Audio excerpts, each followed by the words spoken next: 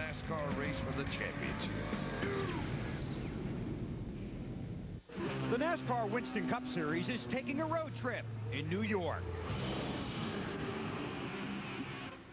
In any road race, it's all about poise and precision, lift and shift. It's like driving to work. Hey, look out, bud.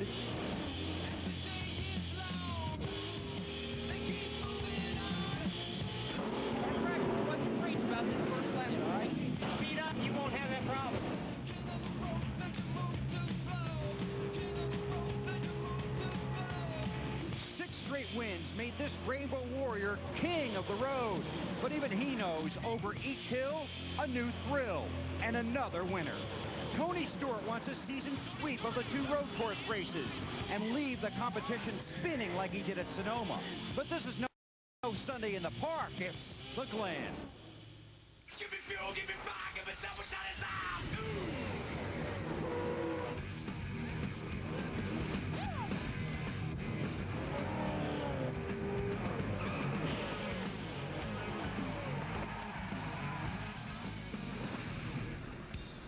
NBC Sports is ready to go racing as Subway presents the NASCAR Winston Cup Series at Watkins Glen, New York. Welcome back to Watkins Glen. The NASCAR Winston Cup Series blossoms at big venues near large cities like LA, Chicago, Atlanta, and Detroit. But the true race fan needs to appreciate the history here at Watkins Glen. Fans come to see this winding road course knowing they can't see everything, but at the same time knowing this track has seen it all. Known as Global Crossing at the Glen, our Grand Marshal, Brock Yates. Gentlemen, start your engines.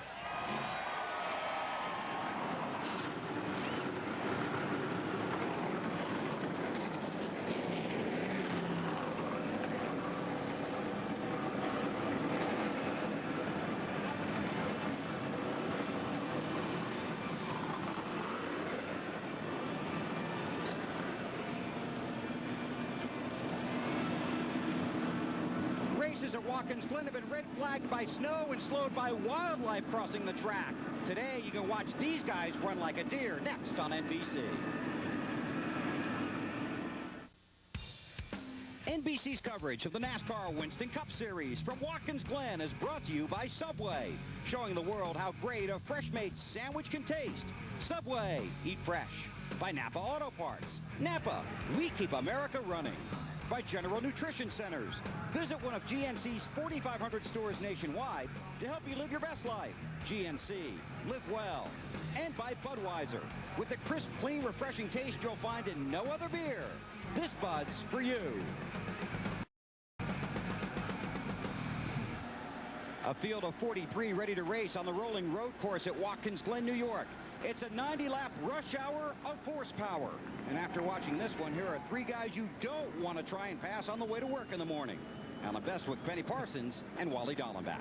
It's never a good idea to try and pass BP anyway. Thank you, Bill, and good afternoon from Watkins Glen. The sun is out right now, but there is the possibility of racing in the rain. It was topic number 1 on the drivers' minds in the garage this morning. How about it, BP? What about racing in the rain? You know, those road racing specialists, they're just licking their chops because unlike the NASCAR Winston Cup regulars who have no experience in the rain, these guys run it all the time. They would have a decided advantage. You're right, BP. And the thing that they're going to have to learn how to do, the guys that aren't used to running the rain, is in the rain, everything is slow motion. You have to slow down, slow shifts, slow brakes, slow turns. So they got an education today. All right, that's if it rains. If it's a dry race, do the invaders like Ron Fellows really have a chance to beat Jeff Gordon and Dale Jarrett? Absolutely. I think Ron Fellows has got the talent. The team has the talent. They've got the equipment. The question is the pit crew. They've got to step it up. They're in Winston Cup now. I think the question is, can Dale Jarrett and Jeff Gordon beat Ron Fellows? I know one thing. It's going to be fun finding out. It's going to take 990 turns and 810 gear changes to finish the distance at Watkins Glen.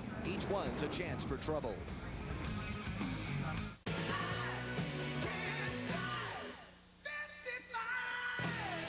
Budweiser, the official beer of NASCAR, is the proud sponsor of the Bud Pole Award given to the fastest qualifier at each NASCAR Winston Cup race, Dale Jarrett, a road warrior.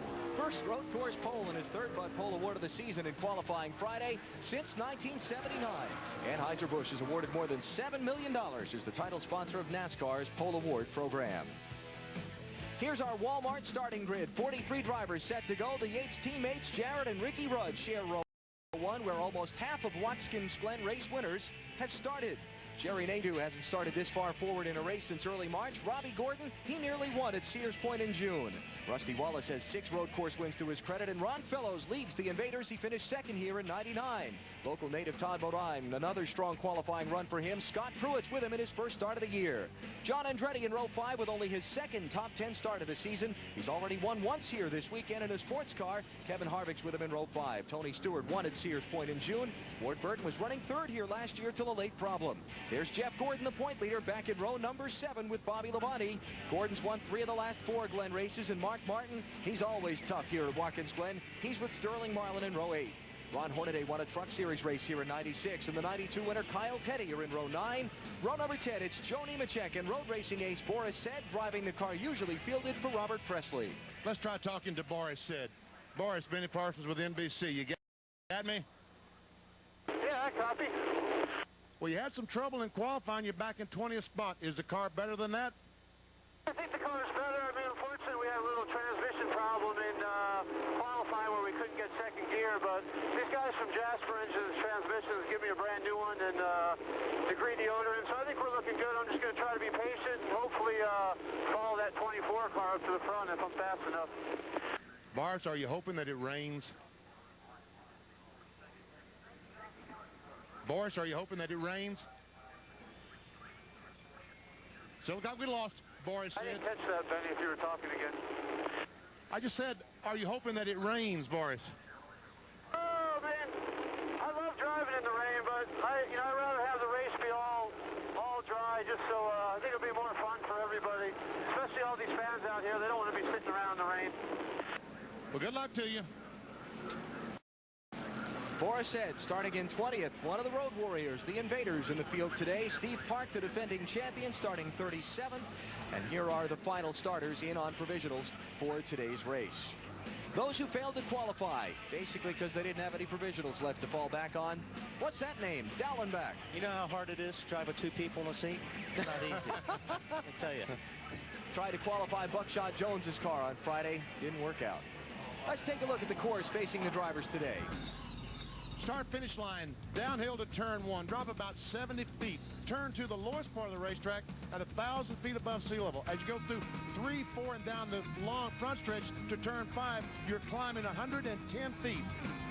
Through the carousel to turn 9, the backstretch straight. The only left-hander on the racetrack, turn 10, a real sharp right-hander back to the start-finish line.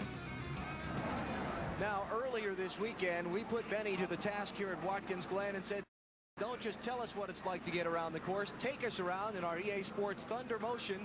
He had some company while he was doing it. It made it kind of exciting. This time they put other cars on the racetrack, and you see Jeff Gordon putting me off in the grass. All right, let's take a lap with EA Sports Thunder Motion around Watkins Glen. Front stretch, down to turn 1. Heavy braking, downshift on the inside. Out of boy. Wow. Oh, that's Jeff Gordon. Past 6 cars. As we come off turn 1, down the hill a little bit to turn 2.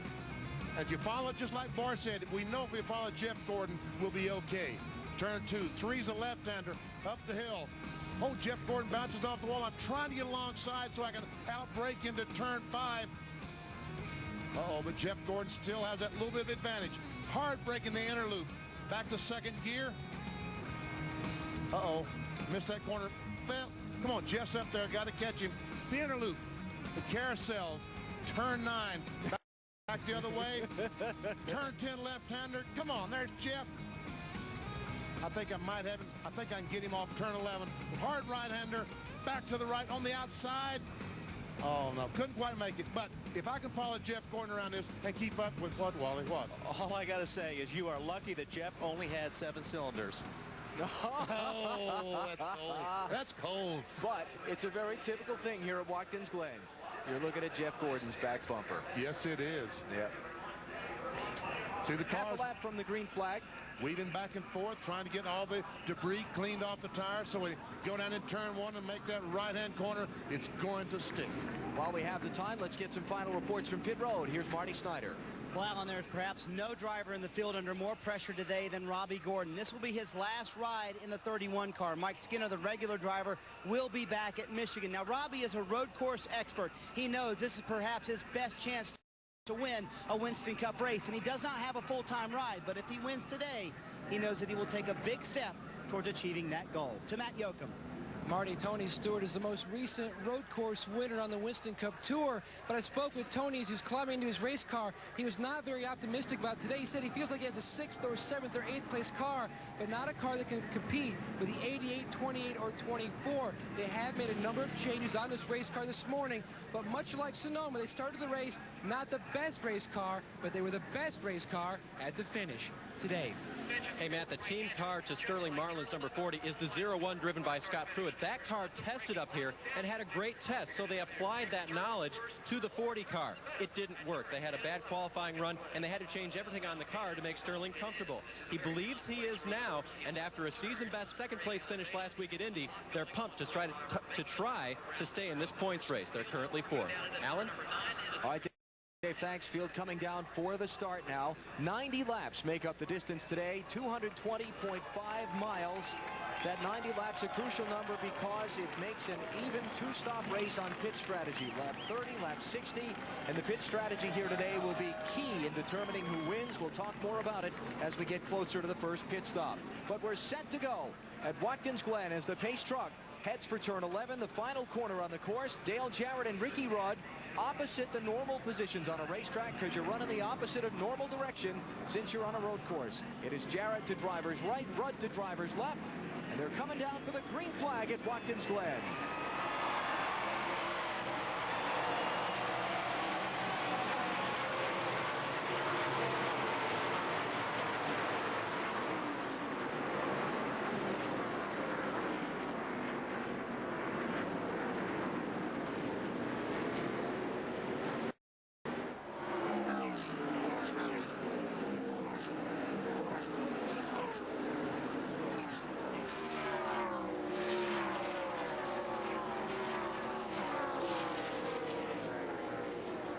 Mike Skinner's picked up one spot on the start. That's Robbie Gordon, you big dummy. Mike Skinner, Robbie Gordon, that's right. He'll be back to Mike next week in Michigan. Then I'll be correct. There you just go. a week early. Gordon in 3rd, Jerry Nadeau in 4th, Rusty Wallace 5th. The yellow-nosed car is Ron Fellows in 6th. Then you've got Todd Bodine, John Andretti, and Scott Pruitt. But it's Jarrett who got the lead from Gordon heading into the first corner.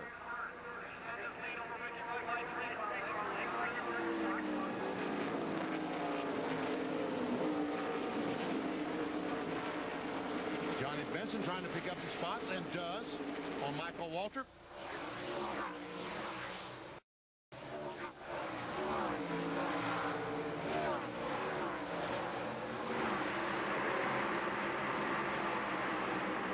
Here's John Andretti ducking inside of Todd Bodine. That's for 7th.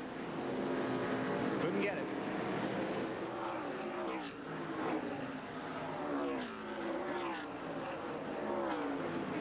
Stewart did outbreak Kevin, though, going down to turn 1 that time. Kevin Harvick in the 29 car. So that puts Stewart to 10th and Harvick back to 11th. And there's Jeff Gordon in 12th.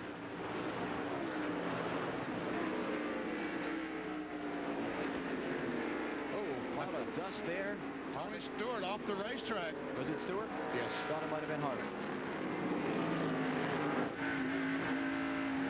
Never question the driver's eye. I'm going to learn that lesson one of these weeks. Well, I'm pretty sure it was Tony Stewart. Put it that way.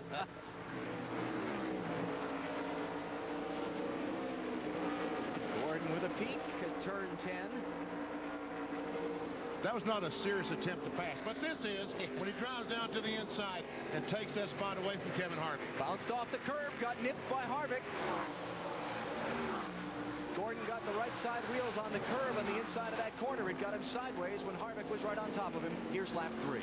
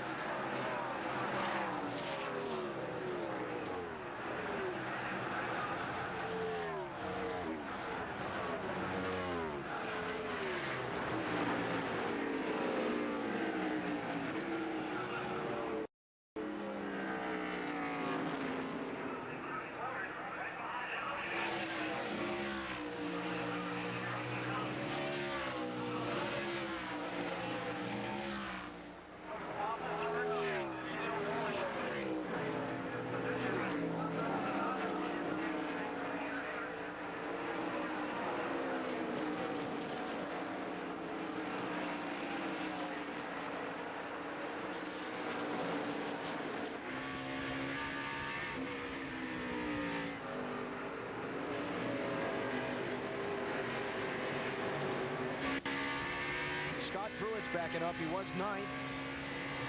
He's all the way back to 15th in 1 lap. That's Mark Martin looks back at Ward Burton. Kyle Petty on the inside. Pruitt there in the 0-1 car. I thought I saw a little puff of smoke when he went to make a shift there, Benny, and we'll see if we can get a follow-up report from his kid if they've lost a cylinder or something, but he sure lost a lot of positions all at once. I agree with you. I saw that same puff in the 0-1. Bobby Labonte running in 18th. Matt, how about it? Alan, I just spoke with Andy Graves, the team manager for Chip Ganassi Racing. He said the engine died, so Scott swapped to the backup ignition box, the engine refired, and that's all they've talked about on the radio since. Okay, so he lost all 8 cylinders at once, yes, and got them all back. These cars do have a backup system, so they can switch to another ignition box, coil. What you call a moment, though, when it happens in front of 30 cars. Yes. Yeah, that's one of those road racing terms. Yeah. A moment. Pruitt on the Winston Cup Tour last year, driving for Cal Wells and the PPI team. Not renewed for that ride for the start of this year. This is his first race on the Winston Cup Tour in 2001.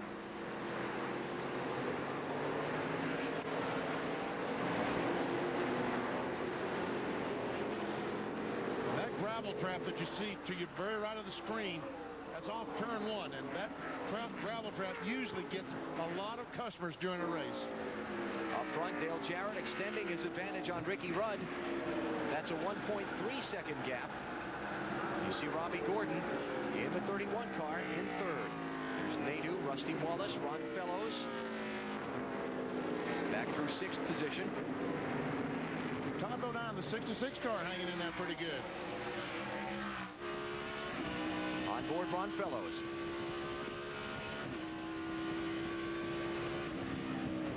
What's that on the windshield to the camera lens? That's some water. I don't know if it's raining or if that's coming out of Rusty Wallace's car.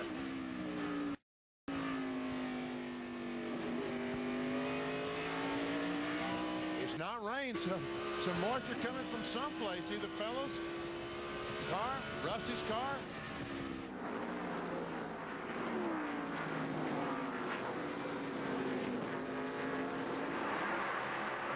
We'll check in Rusty's pit and see if there's any kind of a heating problem or something reported on his car that might be putting water out the overflow, but certainly seeing something hit the lens there on the camera on the 87 car. And sometimes you would get fuel, but normally after a lap or two, the fuel from the overflow will come out of the car in front of you, get on the windshield, but it should be gone after about a lap or two. Aerial views here at Watkins Glen, courtesy of the United States Army. Army of One. Just underway at Watkins Glen, Dale Jarrett is your leader. You're watching NASCAR on NBC. Every day is a winding road.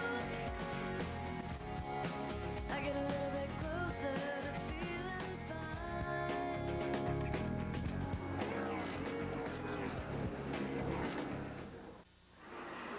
Dale Jarrett is the leader at Watkins Glen. 7 laps into 90 that make up today's race. Welcome back. Log on to NBCSports.com for the latest NASCAR news and results. Plus, check out Benny Parsons' special interactive on the drivers who could emerge as NASCAR's next superstar. NBCSports.com. Rusty Wallace has lost a couple of positions as a challenge is on for 2nd spot. And Robbie Gordon takes that away from Ricky Rudd. Robbie Gordon, the 31 car.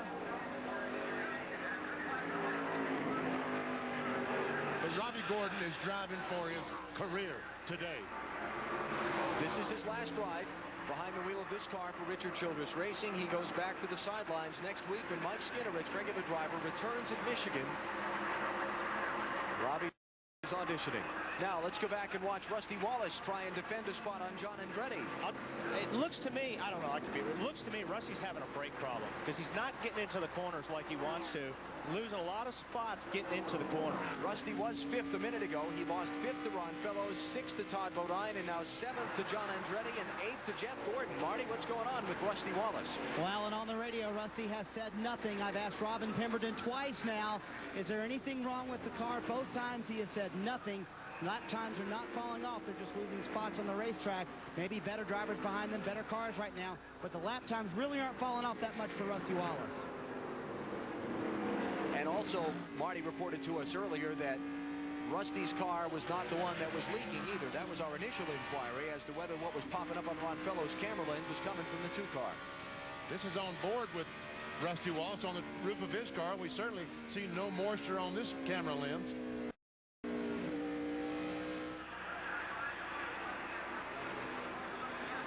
Turn 1 is where Rusty seems to be really struggling.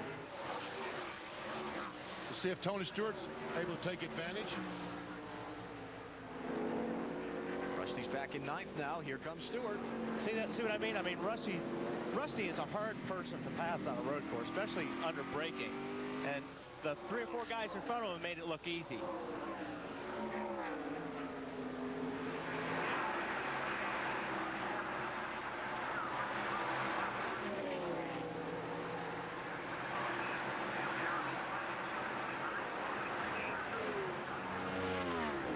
Rusty Wallace, one of the kings of NASCAR Winston Cup road course racing. He's got 6 victories on the left and right hand circuits. And you can see that Tony Stewart, Rusty Wallace, over 12 seconds behind the leader, Dale Jarrett.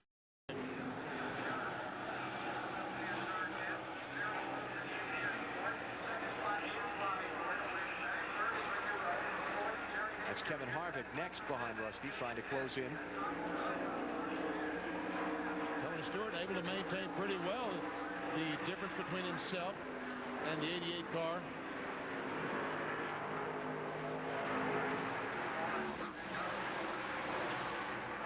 So Wally, let's assume you're Rusty Wallace at this point, and here's Jeff Gordon. Back to that in a minute. On John Andretti for 7th. And by. Gordon started 13th. He's up to 7th. Todd Bodine bidding inside of Ron Fellows. Wow. That was really a gutsy move by Todd Bodine. That's not really the place you want to do that. Here's the place you want to do it. If you're going to outbrake a guy, this is one of the best spots. And that was a classic outbraking maneuver on a road course. That was picture perfect. Nice job, Todd. Keep it up. You can get him there all day. Bodine to 5th, Fellows back to 6th. Now he's got Gordon closing in on his bumper. Back to the thing about Rusty just for a second, just to finish that conversation. If you're Rusty and you're behind the wheel of that car, you're not reporting anything to your crew right now. You think you've got brake problems. What are you doing? You're losing ground early, and you can't afford to. Well, it depends what kind of brake problems you have. If you have a brake bias problem where you think you may have too much front brake or rear brake, he's in there adjusting that right now, trying to get the balance right so he can go down there and brake. And because if you got too much front brake, it's not going to want to turn or stop. If you got too much rear brake, it's want to get sideways, getting into the corner. Now, if he's got a pedal problem, if the pedal is going down and he's got a pump, that's big. That's a bad deal, because that probably means the brakes are getting hot, and there's no way to really fix that. And he just lost 10th spot to Kevin Harvick. And while we were riding on board with him, it sure seemed like he was out of the gas early for that corner. Just underway at Watkins Glen, Dale Jarrett is the leader. You're watching NASCAR on NBC. Back at Watkins Glen, you're looking at now the 43rd place runner, Rusty Wallace, who was just on pit road moments ago. Marty, what's going on?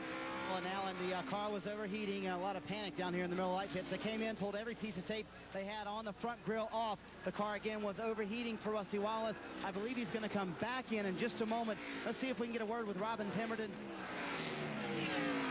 Robin, what's wrong with the car? What's wrong with the car? It's just hot. I don't know what's going on. The water temperature is pegged. Water temperature is pegged. I think they are going to come back down pit road now, try and put some cool water in it for Rusty Wallace. They had high hopes. This is a brand new car. They were running very well in practice, but it looks like his chance to win is now gone. The mystery now is solved of where the water was coming from on the lens of the camera on Ron Fellows' car. It was, in fact, coming from the 2 car of Rusty Wallace. So let's see if Rusty comes. Oh, look at the smoke. Yeah, and I noticed that the last lap, there's a lot of smoke. I'm not sure he didn't do some damage to that motor running it that hot. Does he come on to pit road? No. Goes on by. So maybe he's going to stay out and try and catch a caution since he's just in front of race leader Dale Jarrett. There's a lot of smoke pouring out of those pipes right now. It's Robbie Gordon, the second place car. Let's go to Bill Weber. Well, Alan, already wild things happening here at Watkins Glen. Rusty Wallace, the first victim. It gets wilder the longer we go. Remember the finish at Sonoma earlier this year? Tony Stewart won the race. Gordon's finished second and third. That was Jeff in third, and Robbie Gordon finished second. Kevin Harvick finished 14th in that race because he was a factor down the stretch. In fact, if you ask the Gordon that drives the 7 car, he might say at Sonoma he was robbed.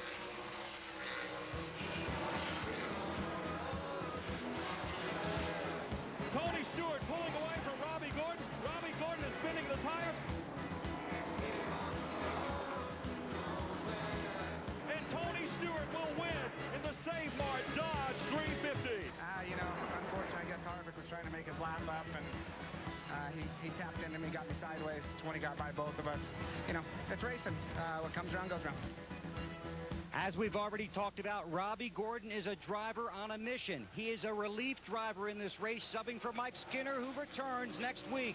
What do you think it would mean to Robbie Gordon to win here? Here's what he thinks it would mean. I think it would mean a lot. It would mean a lot for Richard Childress. Obviously, it'll help my Winston Cup career, you know, being a race winner. It is a road course, though, so, you know, I think that's maybe expected a little bit, but, you know, you still have to get to victory lane. You have to have good pit stops. You have to have good strategy, and I can't make any mistakes on the racetrack. Robbie Gordon currently second on the track. His best career finish is a second-place run. He wants to be number 1 at the Glen today. Let's go back to the action on the track. You know, I'll tell you what. Robbie didn't get robbed. Whoop, looks like Joe went surfing there in the dirt. I don't think Robbie got robbed. I think Robbie lost that race for himself at Sears Point. He had the car, and I don't think he used his head. He should have let Harvick go earlier, and it would have been different. But I think here, he's learned from that mistake. He's very confident. I talked to him this morning. He wants this really bad. He's running the fastest car on the racetrack right now, so he's going to be tough today. And Gordon running right now 1.8 seconds behind Dale Jarrett. You see Jarrett foreground and Gordon now background, and there's third place Ricky Rudd. Rusty Wallace has just taken his car to the garage. There's Rusty. And Jarrett is spun down in the dirt. The leader is in the dirt pile in turn 1. I don't know what I hit, but it locked it up. And the caution flag is out because he's stuck. Cannot get out of there. Oh, my goodness. And saw this yesterday. A lot of these guys are running into brake problems, and a lot of it was brake bias. He said I locked them up. Not sure if he locked the rears up or what, but there's a lot of cars that had a problem with that yesterday. You see, and he can get, he's first gear, reverse. The car is not going anyplace. The only way out of this is with a record. And it probably will cost him a lap while they get the record to him to pull him out. So Robbie Gordon has one less bullet being shot at him today. I don't know if I hit anything. If my brake pedal went all the way down, I don't know what happened there, guys. Dale Jarrett goes in the corner and said the brake pedal went all the way to the floor. So the second place man in the NASCAR Winston Cup Championship is in the gravel trap. Sorry, I hadn't had any enemy problem. Let's take another look at what happened. That's all I've been doing. Let's go take a look at what happened to Dale Jarrett.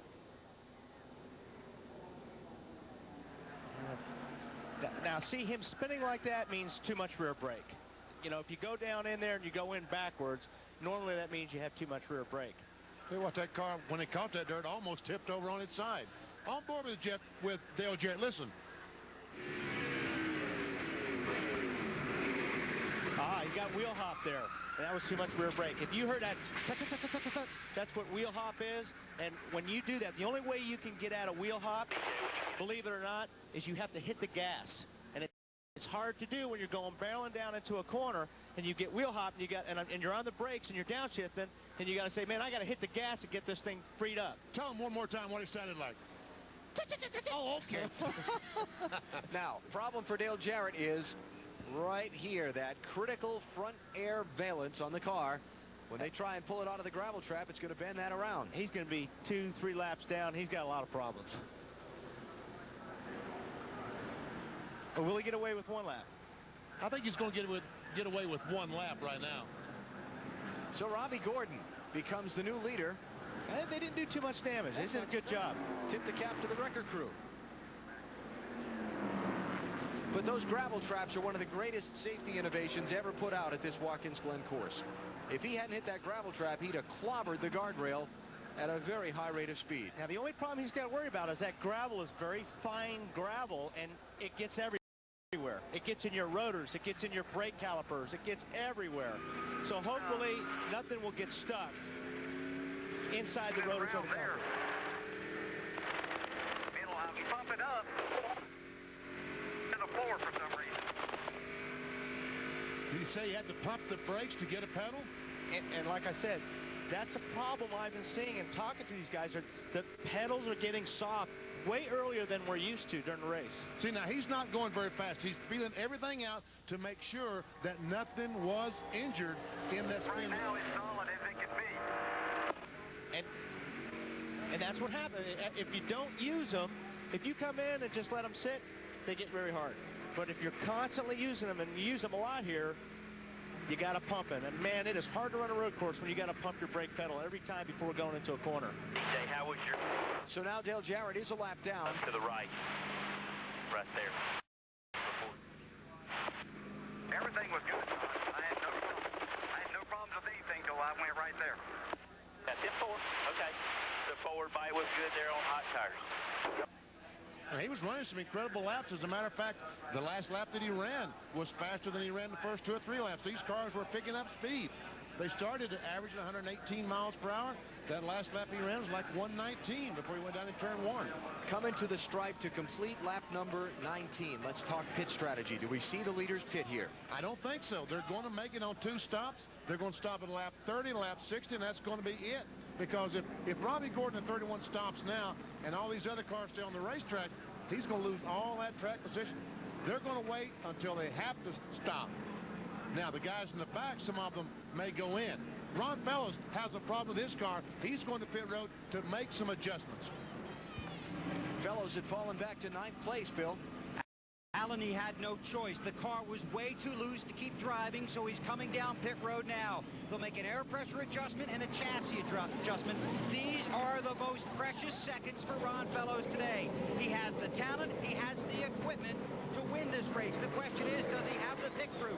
Several other cars on pit road. They've already changed lefts. Now they'll come around and change rights, reverse of a normal pit stop. To Dave Burns. Jeff Burton is in, Bill. The car was a little bit tight, so they're going to add a half-pound of air pressure to each rear tire to help him steer the car better. He's picked off a number of positions, and one by one here at a road course is the way to go as he swings the rear end around and heads down pit road. Let's go to Matt Yoakum.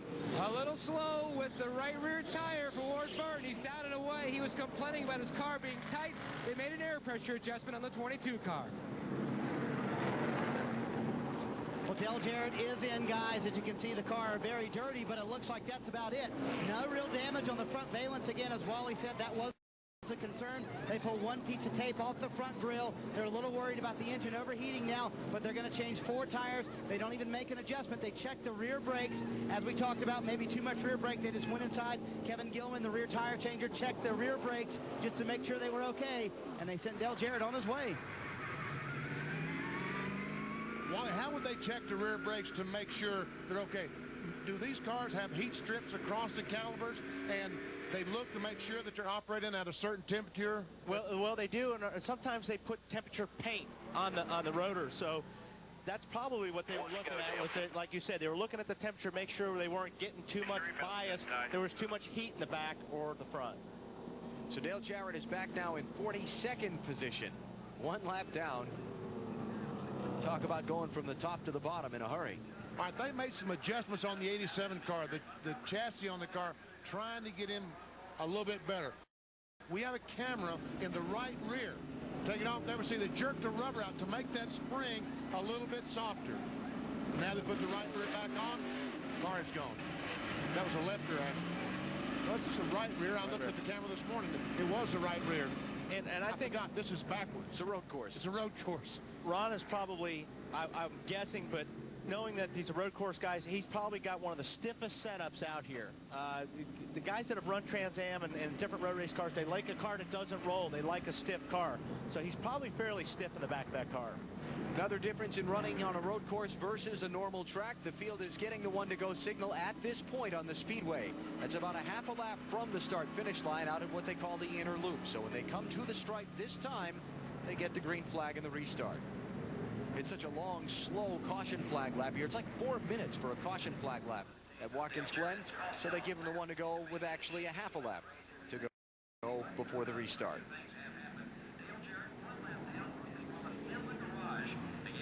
Dale Jarrett's looking at all those cars. All those cars plus a lap. Here's our NASCAR Busch Series update. No race for the division this weekend. They go back at it in Michigan next Saturday. You'll see it on TNT. Kevin Harvick with a point lead over Greg Biffle of 163. Truck Series raced earlier this weekend in Nashville, Tennessee. Scott Riggs picked up the win and closed in on Joe Ruttman for their series championship. That's the NASCAR Craftsman Truck Series update. Jack Sprague was the point leader going into that one. His car stalled before the green flag, and they spent time behind the wall before the race even started.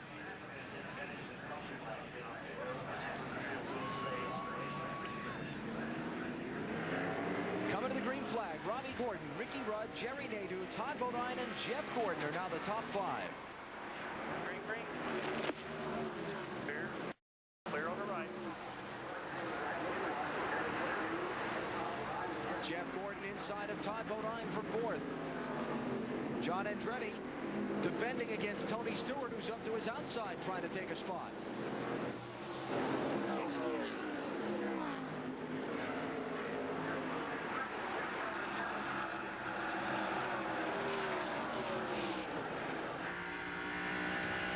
And Jeff Gordon, who started 13th, has worked his way up to the 4th position.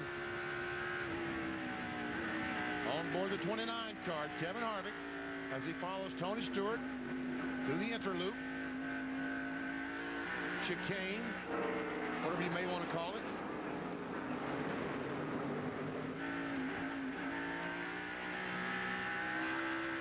Rusty Wallace's car has just been officially retired from the race. We're hoping to get a word with him.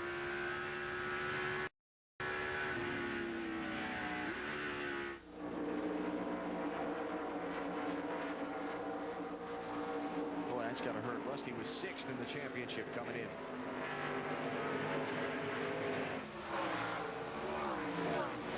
Now let's mention that under the caution flag, 20 cars stayed out. The others all pitted.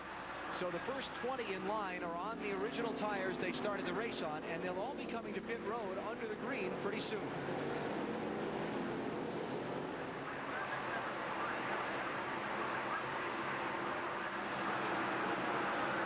There you see the leader, Robbie Gordon, Ricky Rudd, Jerry Nadeau, as we put in our Williams race chase. Ricky Rudd just a little bit less than a second behind. See, going into the inner loop, he lost about a 1/10 of a second. And going through the inner loop, he still is losing some speed. He lost about a little more than a 1/3 of a second through that portion of the racetrack. But now, as they get on the backstretch and start going through the gears, we see that Ricky Rudd starts gaining just a little bit on Robbie Gordon.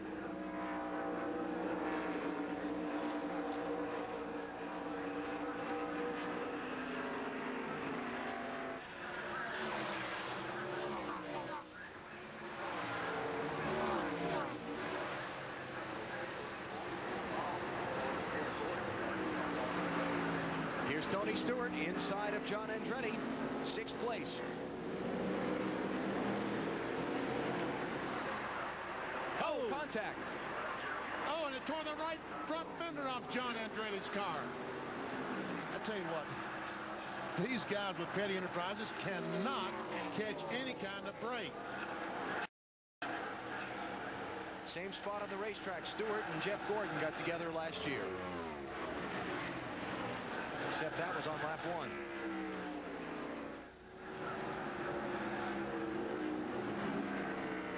It doesn't look like the fender's rubbing anything. I just don't know if NASCAR will allow him to stay on the track with that fender protruding like that. I guess we'll find out the next time by. This is Mark Martin in ninth, looking ahead. Rusty Wallace is out of the race. Bill Weber's caught up with him.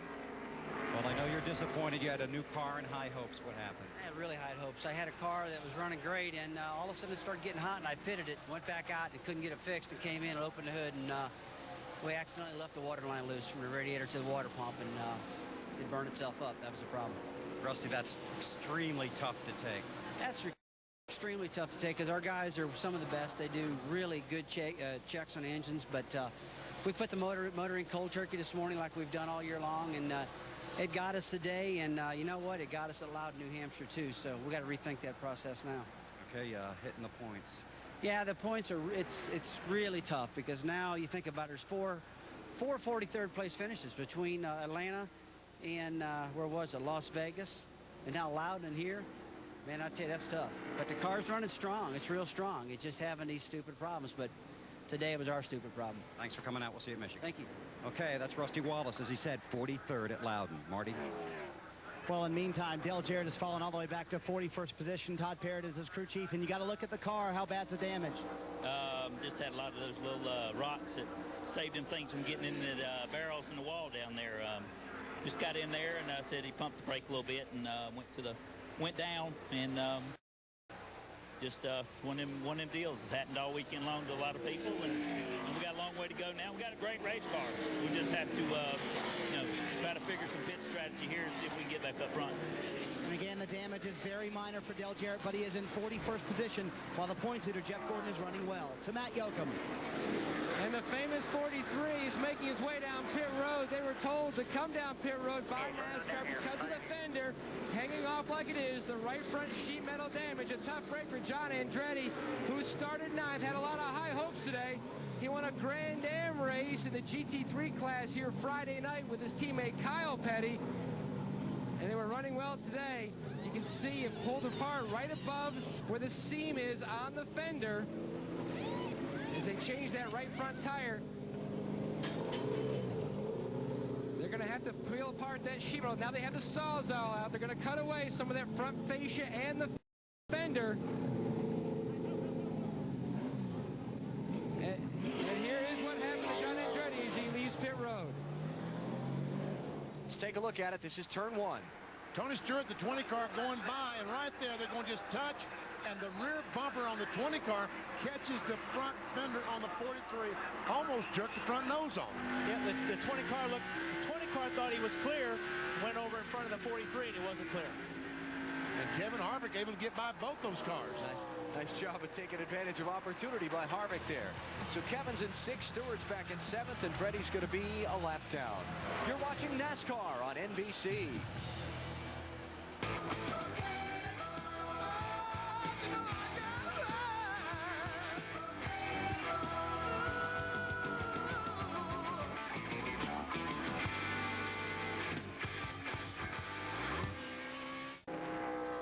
Robbie Gordon leads at Watkins Glen as Subway presents NASCAR Winston Cup Series racing on NBC. You see the interval between Robbie Gordon and Ricky Rudd, the second-place car. Using our Williams race, Jake, you see that Robbie Gordon has pulled out almost another second on Ricky Rudd from when we saw this just a moment ago. You see John Andretti just in front of the leader. Andretti did get out on the tail end of the lead lap. I erred a minute ago. He just barely got out in front of Gordon. But John is back in 40th position. How's your car? Log on to NASCAR.com to play the AutoTrader.com Move of the Race sweepstakes for your chance to win a $25,000 shopping spree on AutoTrader.com and other great prizes. We're coming up on green flag pit stops for some of the leaders, so let's take a break here and come back to cover that. You're watching NASCAR on NBC. Welcome back to Watkins Glen. The first pit stops of the day. Leader Robbie Gordon is in, as well as the man right behind him, Jerry Nadeau. Robbie Gordon will take on 4 tires. No adjustments. The pit stops are a little bit earlier than we thought they would be. That's because of all the laps under caution and the 3 pace laps before the race. For Jerry Nadeau, they added 1 pound to both tires in the rear. They hope that loosens him up off to Matt Yoakum. And Jeff Gordon is already down and away. The 6-time road course winner entered pit road in 4th. A slight air pressure adjustment. He was tight in and loose off. And he gained a lot of ground on Robbie Gordon, who had a lug nut pop off that left rear tire. They had to stop and pick it up. I'm surprised that no one had a really good pit stop. Robbie Gordon had about an 18-second pit stop. Jeff Gordon, the only guy that made up any time on him. But don't forget, they're coming in different. This is a different way they're pitting, so it's kind of, they're not used to this. They don't do it this way every week. It's backwards. It's backwards to them. As a matter of fact, the 99 car, they changed the front and rear tire changer. The rear becomes the front, and the front becomes the rear. Now you see the interval that Ricky Rudd, who's now the leader, has over Robbie Gordon and Jeff Gordon. 45 seconds difference between them, and now here's Ricky Rudd on pit road for a stop. Ron Fellows will take over the race lead as Ricky Rudd comes in. Bill? Bobby Labonte getting 4 tires and air pressure adjustment to try and handle a tight condition, although loose off of some of the turns. He's away to Marty. Ricky Rudd also in, Bill, and it's a 4-tire stop for Rudd, the leader. No changes on this stop so far. A very quick stop for Ricky Rudd and his Haviland team.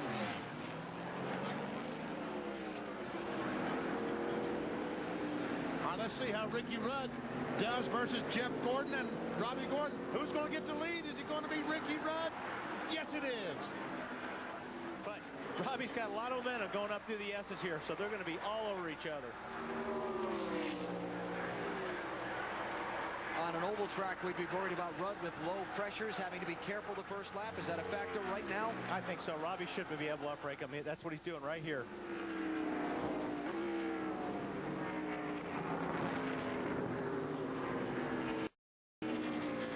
So the loser on the exchange of stops for the moment is Jerry Nadeau, who was third. His teammate Jeff Gordon has taken that from him pending the completion of the stops, the cycle.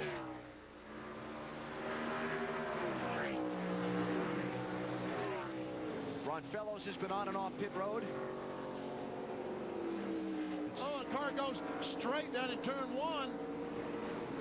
Lost some brakes. Joe Nemechek, he drove it through. It looks like he drove it through the gravel so he wouldn't get caught. He's down on solid ground, and that's the second time he's been down there today. So he must be having some problems with the brakes. Nice job getting through the gravel trap, though. Attaboy, Joe. He's got some damage there, right there in the middle of the valence, though, when he went through there and did that. And he had to stand on the gas or he would have got caught. But right there, he's got some damage. Let's take a look at what happened to Joe Nemechek in turn 1. Man, that's a snowplow going through that gravel. But somehow he got it stopped. On board, let's listen.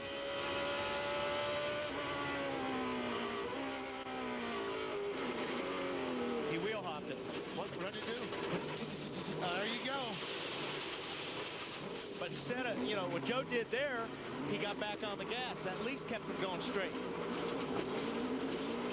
Did he, as he started off into that corner when he felt it hop, just keep the wheel straight instead of trying to turn in to stay on the pavement? Yes. Yes, absolutely. I mean, that's the difference. If you still try to turn while you're wheel hopping, you are going to go backwards. And you're going to get into the gravel trap sideways, and you're going to get stuck. Whereas he kept it straight and was able to accelerate through the gravel trap and not get hung up. That's a pretty cool move.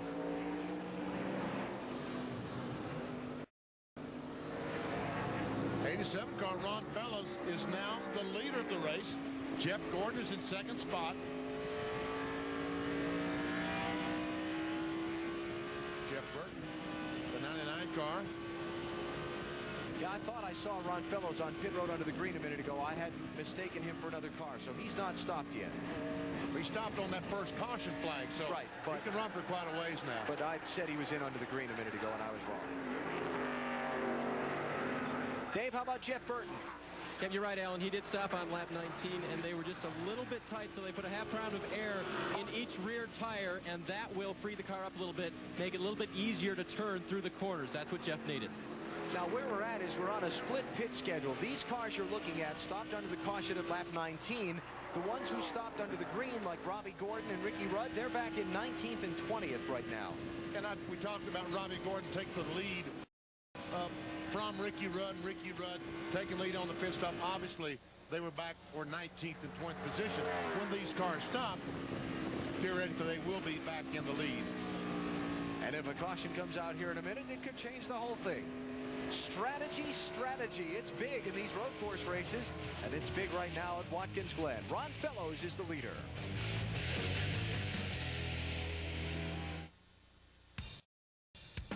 NBC's coverage of the NASCAR Winston Cup Series from Watkins Glen is brought to you by Miller Lite. Grab a Miller Lite. It's Miller time. By Circuit City. We know how you feel. That's why we're here. Circuit City, we're with you. And by Wrangler. Real, comfortable jeans. Just over a third of the way in to today's race at Watkins Glen. New leader, Jeff Burton in the 99 has gone by Ron Fellows in the 87. So Burton becomes the fourth different driver to lead the race today. And let's go back and take a look at how he got it. Coming off the carousel, down to turn 10, the left-hander. He gets position on Ron Fellows. There's nothing Fellows can do except back off, except the fact that Jeff Burton is going to be in front of him when they come off that corner. Now this is turn 1, just moments after that. Tony Stewart stopped and Boris said did not. Boris said, sorry. And Boris said, I'm sorry, is correct. And goodbye. Yeah. Excuse me, coming through.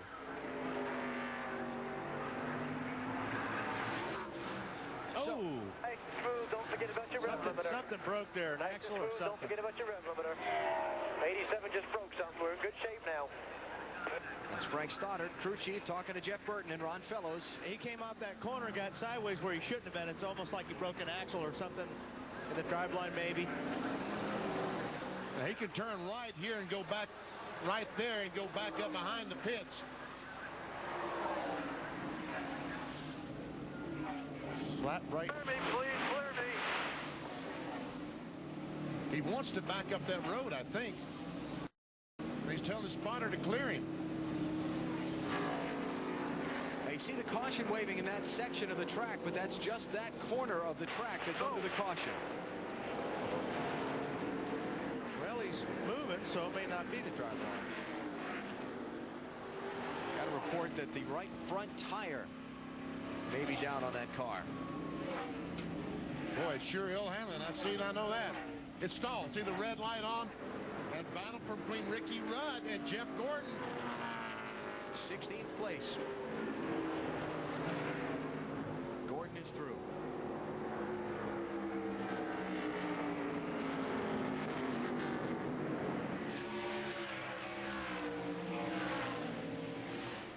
That's Jerry Nadeau behind Ricky Rudd trying to keep up. Caution is coming out. Ron Fellows' car stopped on the racetrack in the S's and needs to be removed. Second caution of the race. There's Fellows' car. And the report from pit road is a broken axle. There you go, Walt. That was right the first time. Atta boy. You gotta know what you want to do. Bill Weber. D88, way back there. Well, they're talking it over on the radio. Ron just radioed in broken axle as we reported, and they're going to work to see if they can't get him back here. But just very disappointing, just sitting there. Obviously, he's only here to win. He's not running for points, and that's why, you know, he came here. He wanted to beat the best. Not going to happen today. Very disappointed. Now Dale Jarrett trying to catch Jeff Burton to see if he can get back on the lead lap. Let's follow this one around the start-finish line. Oh, Burton's going to let him. Burton's going to let him do it. Waved at him as he came by. See Burton waving at him? Tell you what, that was a very nice move on Jeff. I don't know if I could have done that. You know, this is just so much different than it used to be 20, 25 years ago. When you got a guy lapped down, you'd almost... Kelly, thank you. DJ says, thank you, thank you, thank you. But favor given that will be expected to be repaid farther down the season, especially as Jarrett stays in the championship hunt. Closing in on halfway at Watkins Glen, you're watching NASCAR on NBC. Coming up next on NBC, it's women's tennis with the exciting finale to the eStyle.com Classic. Lindsay Davenport and Monica Seles facing off for all the marbles in this important tune-up with the U.S. Open 2 weeks away. It's the finals of the eStyle.com Classic next on NBC. Pit stop time at Watkins Glen. Who comes in? Jeff Burton stays out. That all-important track position. Connie Benson is in. Got Ricky Craven, Terry Labonte. Most of the lead lap cars are choosing to stay out. I'll bet we see Dale Jarrett in. Well, he's the last. But he's on the lead lap. He's on the lead lap, so he might as well. He's so far back, he's not even inside a pit road yet. But I'll bet you he's feeling a whole lot better than he was about 5 minutes ago.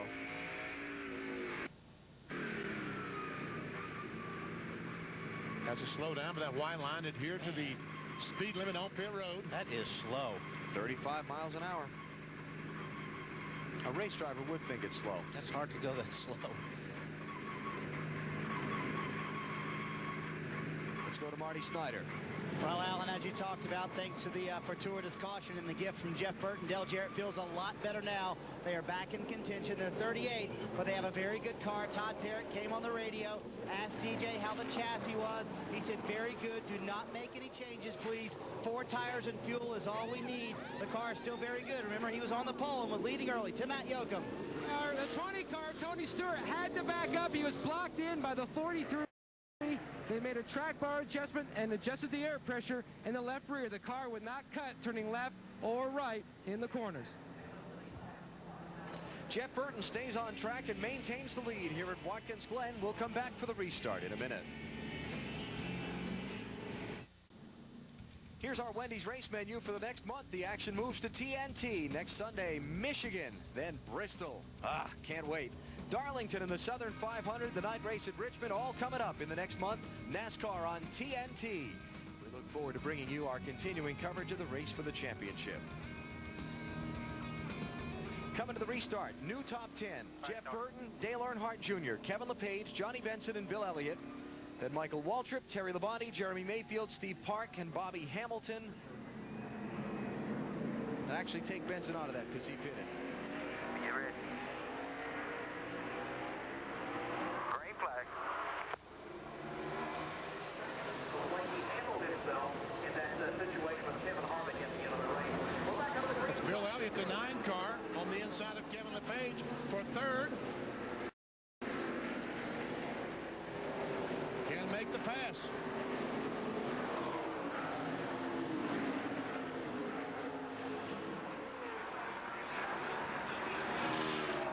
Burton, Earnhardt Jr., LePage, Elliott, Waltrip. No pressure, man. No pressure. Then Mayfield, Park, Hamilton, Sadler, and Nemechek are the top 10. And we got 3 different pit stop schedules going now that's really going to jumble the running order of this one up. These guys stopped on lap 19. Robbie Gordon, Jeff Gordon, Ricky Rudd stopped on 29. And during this last car flag on 39, several other guys stopped.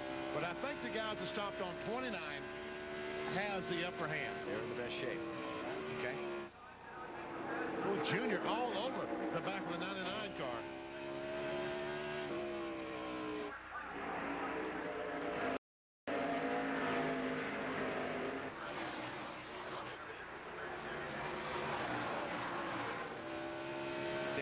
Jr.'s second Winston Cup race at Watkins Glen. He broke a transmission 2/3 of the way through the race and fell out last year, though the year before he won the NASCAR Busch Series race here. That was in June of '99. Watch Dale Jr. Okay, nice and smooth. Take care of everything. Nobody's coming.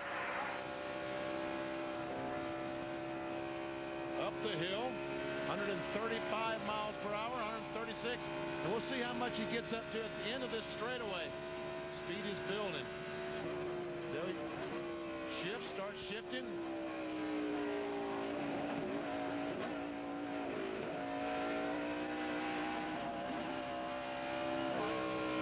Looks like he's really losing some ground to Jeff Burton in the inner loop.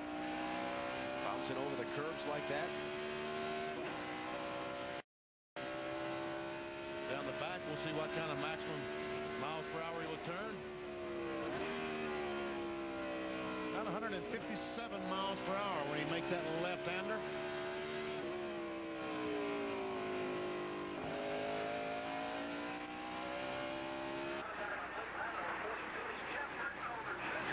Ron Fellows, we thought would be a factor for the win in this one. Bill Weber, not now. Ron, I had a feeling I would talk to you today. I just didn't think the race would still be going on. What happened? Yeah, that makes two. Bill, looks like broke either a rear end or an axle. This is obviously a huge disappointment for everybody with Nemco here in Bully Hill. This is kind of our Daytona 500 we talked about before. Well, I don't know how many more of these Blistics Cup disappointments I can take. It's tough when you're just doing a couple of years. You thought this was your best shot ever, didn't you? Well, certainly I think it was. You know, Brian and all the guys worked very, very hard. New car. It's we just weren't right from the start, and I think I have an idea what the problem was, but just wasn't. Again, I think this axle was a diff. But anyway, it's we'll be back. Thanks, Ron. Thank you. He is extremely disappointed. There's no way you can put that into words, guys. Ron Fellows is out. Rusty Wallace's car overheated, cooked the engine just 14 laps in. He's out. Kyle Petty has been on pit road for a long time with the hood up on his car. Problem there, I believe it was a carburetor problem that was reported up to us. And Ward Burton is also on pit road. The hood up on his car. They were reported to be losing a cylinder on the Caterpillar Dodge.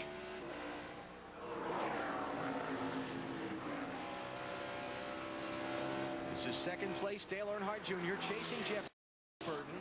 Behind them, Robbie Gordon, Jeff Gordon, and Ricky Rudd have moved up to 9th, 10th, and 11th. And Dale Jarrett has climbed up to 28th and is moving forward quickly. We'll keep an eye on his progress for you as well. Remember, Jeff Burton led him on the lead lap when that last caution waved.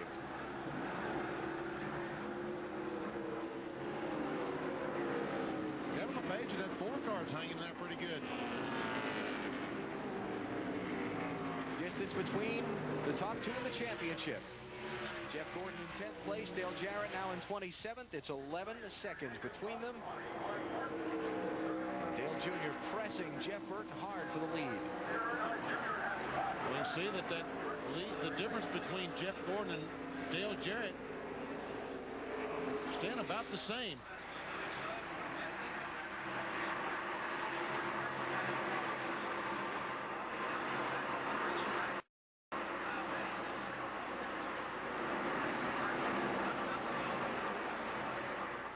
Be halfway through next time they come back around to the start-finish line. No rain so far. That was one of the things we were keeping an eye on at the start of the day, and scanning the horizon doesn't look like it's close either. I think the rain tires are going to stay put away for another year. I should knock on wood as I'm saying that, but it looks like we're going to be okay. Next time by, Jeff Burton will get the signal halfway. Talking about Ward Burton and a cylinder gone. He just went down the front straightaway underneath their position, and he definitely has some engine problems in that cat car.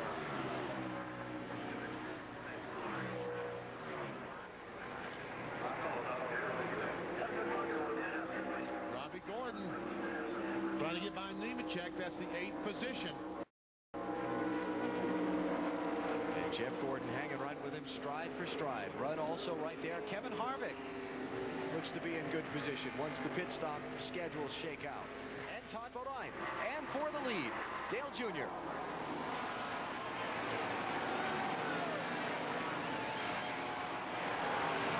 Here comes Jeff Burton back. And he retakes the lead in turn 2. Junior say, doggone it. Sorry, buddy. Just keep them cool, and then we'll get it back. So, in effect, Dale Earnhardt Jr. has never led this race. That's true. Didn't come back around to the start-finish line out front. But we know better. We saw it.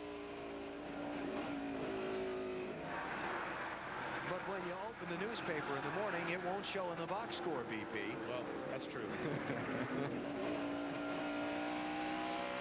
I'll bet you had a lot of races you almost won, too.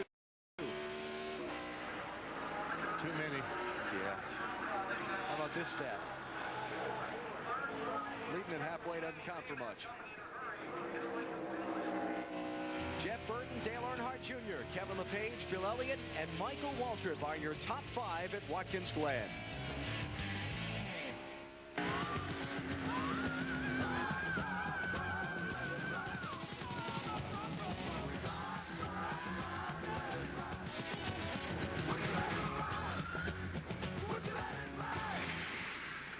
Our Winston Cup Racing from Watkins Glen, Jeff Burton trying to hold off a very determined Dale Earnhardt Jr.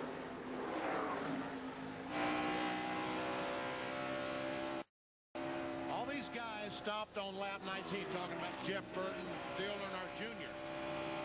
They must be able to plan on running about 35, 38 laps before they stop again, and making it on one more stop. Here's our Napa Field summary.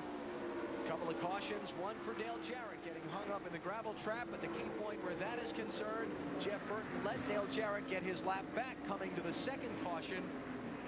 Now Jarrett's trying to work his way back up through the field. He's in 23rd place now, and he is 17 seconds behind the lead car.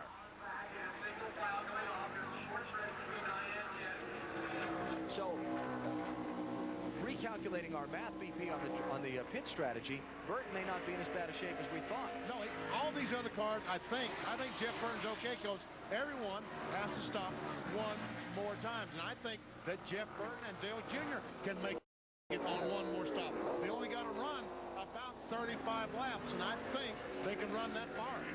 Let's get some stories from pit road. Here's Dave Burns. And Alan, Jeff Burton will need to come in on or about lap 55. Right now, he's just a little bit tight in the right-hand turns. Frankie Stoddard just radioed to his driver and said that we'll put a little bit of air in the left rear. That should loosen him up a little bit going around the left-hand turns. Let's go to Bill. Well, out on the racetrack, Dale Earnhardt Jr. got around the 99, and then Jeff Burton said, "Look out, bud," and went right back by him. Now, earlier in the race, I asked Tony Eury Jr. how the 8 car was running. He said crummy, but right now it's a lot less crummy. His car is very good, picking up speed, picking up confidence. Should be picking up fuel and tires around lap 55 or so, Matt. Jeff Gordon and Robbie Loomis are looking at this race like 3 30-lap features. Their first stop was on lap 29. They expect to have their final pit stop at lap 60. Currently, Gordon says his 24 car is still tight in the middle of the corner. They're talking about what adjustments to make to his car at his final stop. Now to Marty Snyder. Matt, Robbie Gordon can do Jeff Gordon just a little bit better. At lap 57, he can come in and stop for fuel to go the rest of the way. The car is very good right now on the track. Jeff Gordon just passed Robbie Gordon. Robbie said he's just messing with a 24. He wanted to see how good he was and where he was good so he could learn if he had to pass him later, where he could potentially pass him. Now, when they come down pit road, that could be a problem for Robbie Gordon. He said his first gear is too high on pit road. He's going to need a push. It's not good on restarts. File that one away for later. And it's not good on pit road, but his first gear really helps him out on the racetrack. File that one away. How about that move by Robbie Gordon? How about that? Robbie Gordon by Nemechek and Jeff Gordon. Jeff had overtaken Robbie a couple of laps back in traffic. Left side, clear. And I think that may be the reason that may have happened is because Robbie used his first gear down in turn 1, and I'm the same deal. You can use second gear the way the gearboxes are in these cars. A lot of guys just use second gear. Jeff Gordon's one of them. He normally runs second gear through turn 1, but when you're in traffic, if you've got that first gear you can use, you can squirt by a guy like that, and that's what Robbie just did. Kevin LePage getting shuffled back. He was in 3rd just a lap ago. Man, they're all going by. He's going to be about 10th or 11th by the time he gets back to the start-finish line. Pit stop about 5 laps away for the leader at Watkins Glen. Monday night on NBC, Weakest Link and Third Watch moved to their new times. Now you can see Weakest Link every Monday at 8/7 Central, followed by Third Watch at 9/8 Central. Weakest Link and Third Watch, Monday nights at 8/7 Central on NBC. The one car, Steve Park, the Pennzoil car, the winner of this race last year, making a pit stop, 4-tire change. By him stopping now tells me he can make it the rest of the way. Or at least he's going to try to. He hopes right now. He goes on the racetrack, and the caution flag would come out.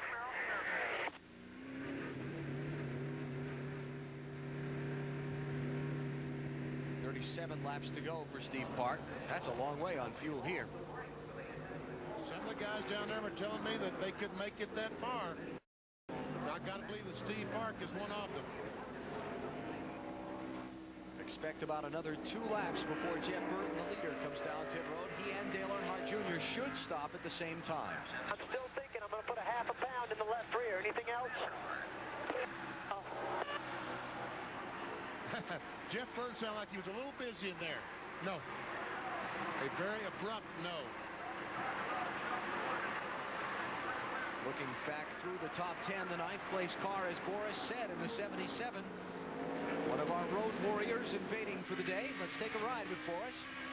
Boris is one of these guys we call a heel and tower. He's not a left foot breaker. You know, see his right foot? When he goes to downshift, he'll put his toe on the pedal and then he'll roll his heel over on the throttle as he's downshifted. He'll also use a clutch when he downshifts. That's a safety pump right there for the brakes. Not a lot of guys here do that. Most of the guys in Winston Cup are left foot breaker, and they don't use a clutch when they downshift or upshift.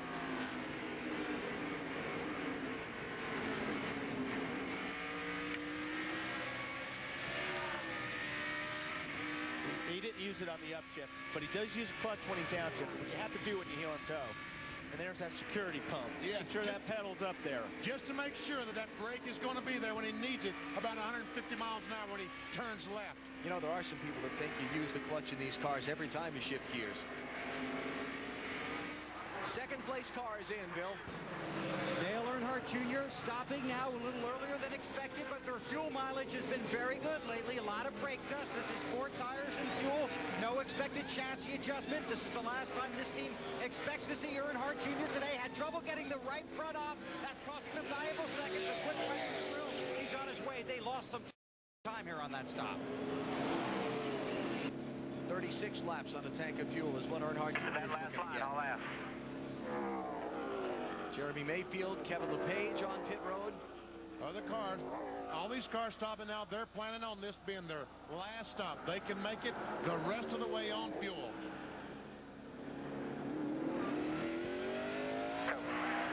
Dale Earnhardt Jr. has really been on a tear. As of he's moved from 11th to 7th in points over the last 5 races. And you can see over the course of the season, he's really, after a slow start, gained some momentum. Now Jeff Burton, the leader, is on pit road. Jeff, I want you to concentrate about coming hard to the sign for me. We stopped short last time. I want the front end hard on the sign for me. Dave Burns will cover the... Alan, 20 laps ago, under pressure from Dale Earnhardt Jr., Jeff Burton was told be smooth. But just about 10 laps ago, Frankie started saying, give me some hard laps here to pull your lead out. He's done that, and now they're going to replace those left side tires, which has an adjustment in the left rear, a little bit of air pressure increase to help Jeff turn the car in the corners. Crew goes around to the right side. They're talking about getting the fuel full. They have it. You can see it splash out, and he avoids Bill Elliott's guys and goes on out of the pit side. Here's the 9 car of Bill Elliott. They do make their stop. A little bit of trouble getting the right rear on, and now Elliott is gone. Let's go to Matt Yoakum. And Tony Stewart dives behind Bill Elliott into his pit stall. They are going to make a track bar adjustment. You can see Brian Larson with the wedge wrench making the track bar adjustment. He's the catch cam man. As they come around to the right side of the car, 4 tires stop. Tony said the car was still tight in the center of the corner. He's down and away. Robbie Gordon is now the leader. And it shouldn't be long before he pits. and the 31 team has just asked the NASCAR inspector in their pit to tell NASCAR that there's oil all the way around the racetrack. Conveniently, while they're leading and could use a caution, maybe? Ricky Rudd on the racetrack. Here, come on down here. Marty? Ricky Rudd comes in running 6th. Benny, this is a little bit earlier than they wanted to come in. They were planning on coming in around lap 58. This is lap 55 or 56 now. But you think they can make it all the way. They're fairly certain they can make it all the way, or they wouldn't have come in. 4 tires and no adjustment for Ricky Rudd. Today Burns. Boris Set is in. They've already been around to the left side. They will now go to the right side, change tires for him. The crew very experienced, fairly new with Boris, and he is gone. Marty. Rudd back in, and 4 tires and away. No adjustments again for Ricky Rudd. A little bit longer on the stop than they would have liked. pit road behind them. Johnny Benson has also been in. Now the question is, when will Robbie Gordon and when will Jeff Gordon make their pit stops? Robbie Gordon is in. Leader comes to the opening of pit road as we see Ricky Rudd get back up to speed down the back stretch. 35 miles an hour, the pit road speed limit today. And Jeff Gordon goes into the lead. Copy that. Come on, way on down here, way on. Marty? Clutch is working now. The clutch is okay now. The clutch is okay. Don't get ready to And Alan, remember we told you about the first gear that Robbie Gordon has in the car. The clutch, he says, is okay, but he's going to need a push when he leaves because they have a very high first gear in. They lost some time on the last pit stops. Let's go to Bill Weber. It's 4 tires and fuel for Bobby Labonte. Fuel going in. He's on his way down pit road. Marty? This time a much better pit stop going for Robbie Gordon. They put the right side tires on now. A little late on the right front. And once again, they push him away. A little bit longer stop once again for Robbie Gordon. Dale Jarrett, Jerry Nadeau getting service. And let's see where Robbie Gordon comes out in relation to the cars he was racing with before. coming off of one now. Jeff Burton was by. Dale Jr. was by. But he's out ahead of Rudd. They talked about that high first gear, which tells me that's because Robbie is using first gear in turn 1. That's why you run it. It's a real struggle, as I said, to get out of it. Here comes Jeff Gordon down pit road. Brad Yoakum. 3,900 first. And this will be the final scheduled stop for the 24 car, Jeff Gordon. He says his car is still tight in the middle of the corner, but loose up off. They're going to adjust with air pressure. I don't think they're going to make a chassis adjustment as Gordon comes to a stop. Now, some teams do rotate the changers and the tire carriers as they do pit reversed here. Unlike most racetracks, the right side of the car is closest to the wall as the crew does come around to the right side. Todd Gett, normally the front changer, is doing the rears. Steve Letarte, and he's down and away. Here comes Jeff Burton to his left on the racetrack behind Jimmy Spencer. Let's see how they come out. Burton's going to be through. He's going to be the leader after all these pit stops are made. Looks like Jeff Gordon is going to come out in front of Robbie Gordon. Marty? Well, there's a fire inside the car of Robbie Gordon's. He just radioed to the crew and said, there's a fire, there's a fire. He came down pit road. The crew had no idea what was happening.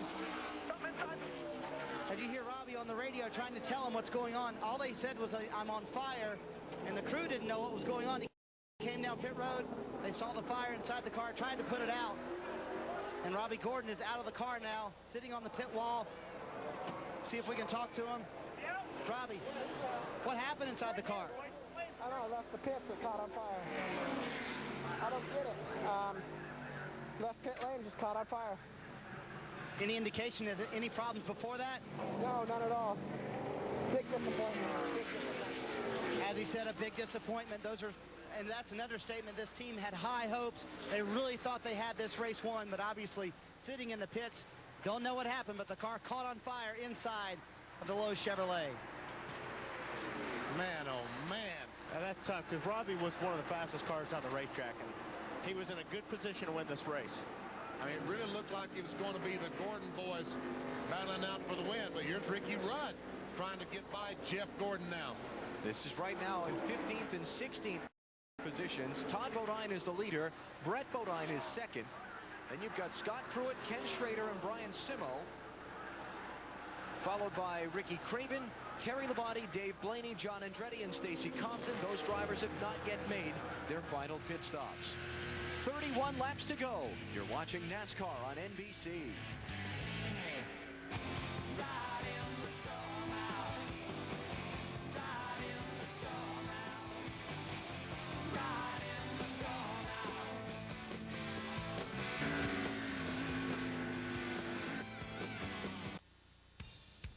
NBC's coverage of the NASCAR Winston Cup Series from Watkins Glen is brought to you by Subway, showing the world how great a fresh-made sandwich can taste. Subway, eat fresh. By Pep Boys, all you need to know is where to go. Pep Boys, by Original Coors, nothing beats an original. And by Sprint PCS, the clear alternative to cellular. wild topsy-turvy race here at Watkins Glen because of teams being on different pit stop schedules has really scattered the field. You're looking at the leader, Ricky Craven. He is out in front now because he has not yet made his final stop for fuel. Stacy Compton is second, Matt Kenseth is third, Dave Blaney is fourth. And then you'll get back to Jeff Burton when the cycle of pit stops completes.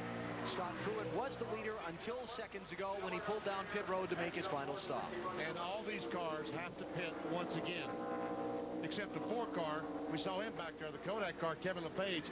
He has had some problems. He's 3 laps down now.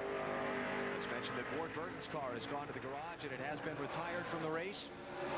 Engine problems. And our pit stop summary from the last visit to pit road. Now that the out numbers are deceiving because we've got 5 cars yet who have not stopped. In essence, Jeff Burton's going to come back to the lead once this all cycles around. I'm told the Ward Burns car could not get up to the minimum speed, and NASCAR told him that he had to park the CAT car. Yeah, remember they had dropped at least a cylinder earlier. So for now, Ricky Craven moves to the head of the stack. One of, let's see, 2, 4, 6, 8, 9 different drivers to lead this race. Dale Jarrett was out in front earlier in the race, spun while leading into the gravel trap, lost a lap. That was the race's first caution. The second caution came out at lap 39 when Ron Fellows broke and stopped on course, and Jeff Burton let Dale Jarrett have his lap back. That was a turning point in the race. Here's a battle right now for the 5th position. Dale Earnhardt Jr. has it. Jeff Gordon would like to have it. Ricky Rudd back there watching all this. He's in 7th position. These guys are about 16, 17 seconds behind the leader. But the big thing, they're about 5 seconds behind Jeff Burton, a car who theoretically, and I don't think, has to stop again. We would ask Frank if he has to stop again. He probably would lie to us, so.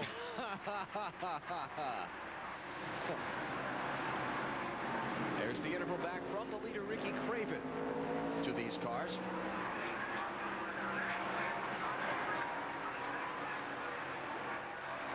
See the distance staying consistent. Now we see if Earnhardt Jr. gets in 4th gear, he's able to. Oh, what was that? That was interesting. All clear.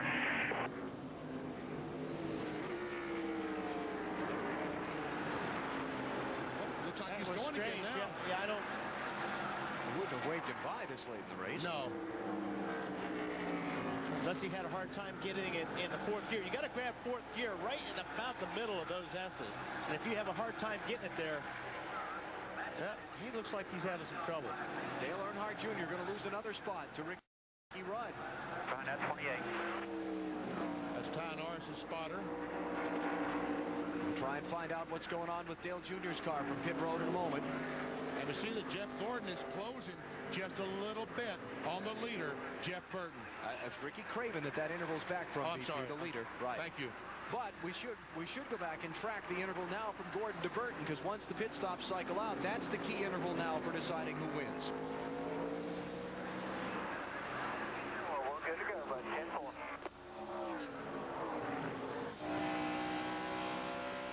Here we go. Let's listen. He should grab 4th right about here. Now we're getting down the back stretch, go to the inner loop. Try to drive it as deep as you can. Usually to about that 600 marker, which he was right at. Downshifts twice. Back on the gas. Kind of play with the throttle here because the car's real loose through here. Here's a carousel. You want to just squeeze the gas. A little more gas, a little more gas. Hard as you can. Grab a gear right here. Sometimes these guys will shift here, or they'll just carry 3rd. Little E's carrying 3rd. Downshift the 2nd. Back on the throttle hard. Keep it the 2nd. Back hard on the gas. This race is going by at record pace. That's bad. The record average speed for this race is 103 and change miles an hour. We're over 104 now with only 2 caution flags. We're back to the Glen in a minute. Oh, no. Again. Yes, again. Dale Jarrett once again, turn 1 in the litter. Let's see if we can see what happened this time. A little contact this time between he and Mark Martin. They were racing for 13th spot. Jarrett was trying to take that position away from Mark going into that corner.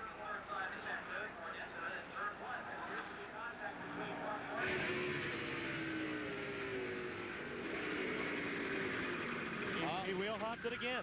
What'd he do? There you go. Yeah, wheel hopped that, and I'll tell you, and he used Mark. And what 4 tires or 8 tires is always better than 4 tires. Slow down. In this case, it didn't work. No, it didn't work. So after getting his lap back from Jeff Burton earlier and working all the way up to 14th spot, Dale Jarrett stuck, and he's going to go back a lap down once more. And Jeff Gordon, if he finishes in the top 5, is going to gain a whole lot of ground on DJ. Ricky Craven was the leader when we went to commercial. He's been on pit road.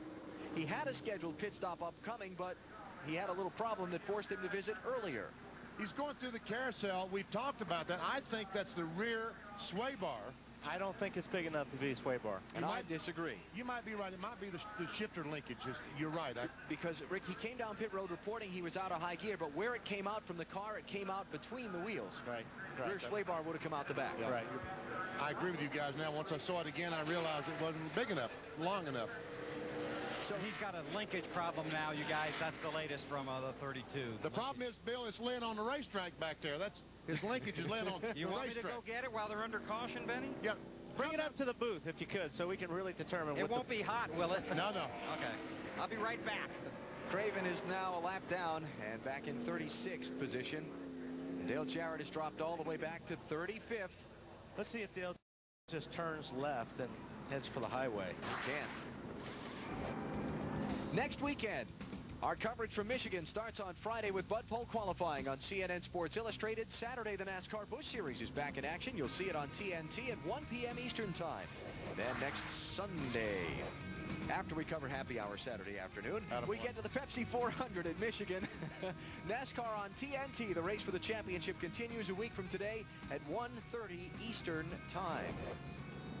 The 88 was passing or trying to pass Mark for 13th, so he came a long ways. He was making that charge. Bad day at the office for Dale Jarrett. Now he's another lap down. He's back in 35th. Well, this caution was the last thing that Jeff Burton wanted to see. He had been losing ground on his lead to Jeff Gordon. A lead that was 6 seconds, was down to 1.6 before the yellow, but now Gordon's right on his bumper. And that's not what you want to see here. No. And, you know, normally on a caution flag with 21 laps to go, you would see all the cars dive on the pit road and make adjustments. But in this case, you'll see no one dive on the pit road if the car is still running okay, because you lose the track position here. All these restarts are single file. You lose that track position and you are toast. Well, they don't need fuel. So the only thing, it used to be, you'd usually come in for tires. But these tires don't go off. I mean, actually, after 7 or 8 laps, they get faster. We've seen that all day long. These cars just get faster and faster. After 20 laps, they're running as fast as they were at the very beginning of the run. Now, the 17 will pull off because he needs some fuel.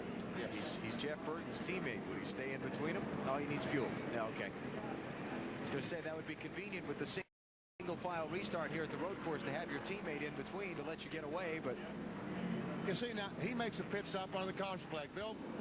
Yeah, and he had no choice. This is scheduled for them. Just, you know, when the caution came out, they were coming in. So it'll be 4 tires and fuel. Can I put a tap of spring rubber in the left rear to try and help the handling of the car a little bit? This has not been Matt's favorite experience this weekend. So he'll get 4 tires, a little slow on the left, come around, jack it up, yank off those right side tires, and send this Ford back out on the racetrack. Now some other guys heading down pit road. Kenton will have to watch it. Dave. Michael Waltrip is in, Bill. He's got damage to the left front, and they're going to try to repair that before they send him back out. They've already taken care of the left side tires, and they're going to put right side tires on and send Michael back out of here. Michael's going to have an interesting little week. He's going to throw out the first pitch at an Orioles game later this week. Let's go to Matt.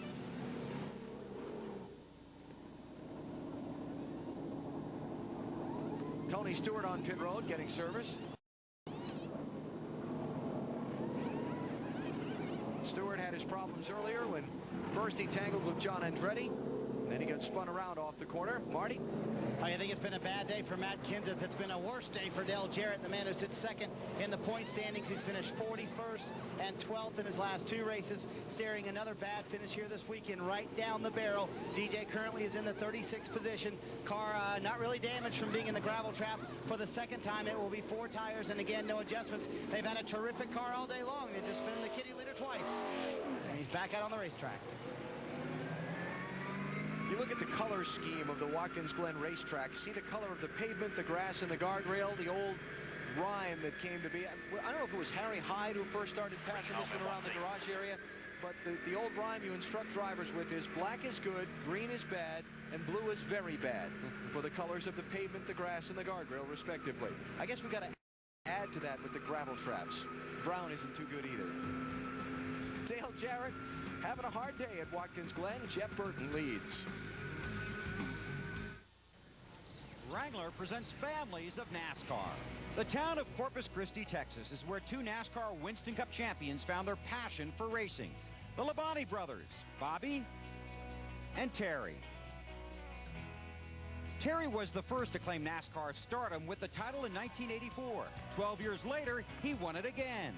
Last year, Bobby raced his way to the Winston Cup, making the Labontes the first pair of brothers to win NASCAR's greatest prize. For more on Wrangler's Families of NASCAR, log on to NASCAR.com. Last year on his way to the Winston Cup Championship, Bobby Labonte came here fresh from a win at Indianapolis with 2 challenges. Do well on a road course and protect his lead in the points. He did both.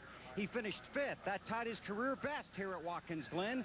And of course, he raced on to the championship. Right now, he's 466 points out of 1st and just 43rd ahead of 10th. So he's got another challenge. Do well on a road course, protect his position in the points. We'll be back to the Glen in a moment. Green flag at Watkins Glen. 18 laps to go. Jeff Gordon trying to jump Jeff Burton into turn 1 for the race lead. Oh, could not quite make it. He's bogged down. Is Ricky Rudd going to try to get on the inside of him? And here comes Junior. Ricky Rudd underneath 24 car. Rudd to second. Gordon pushing him up through the S's.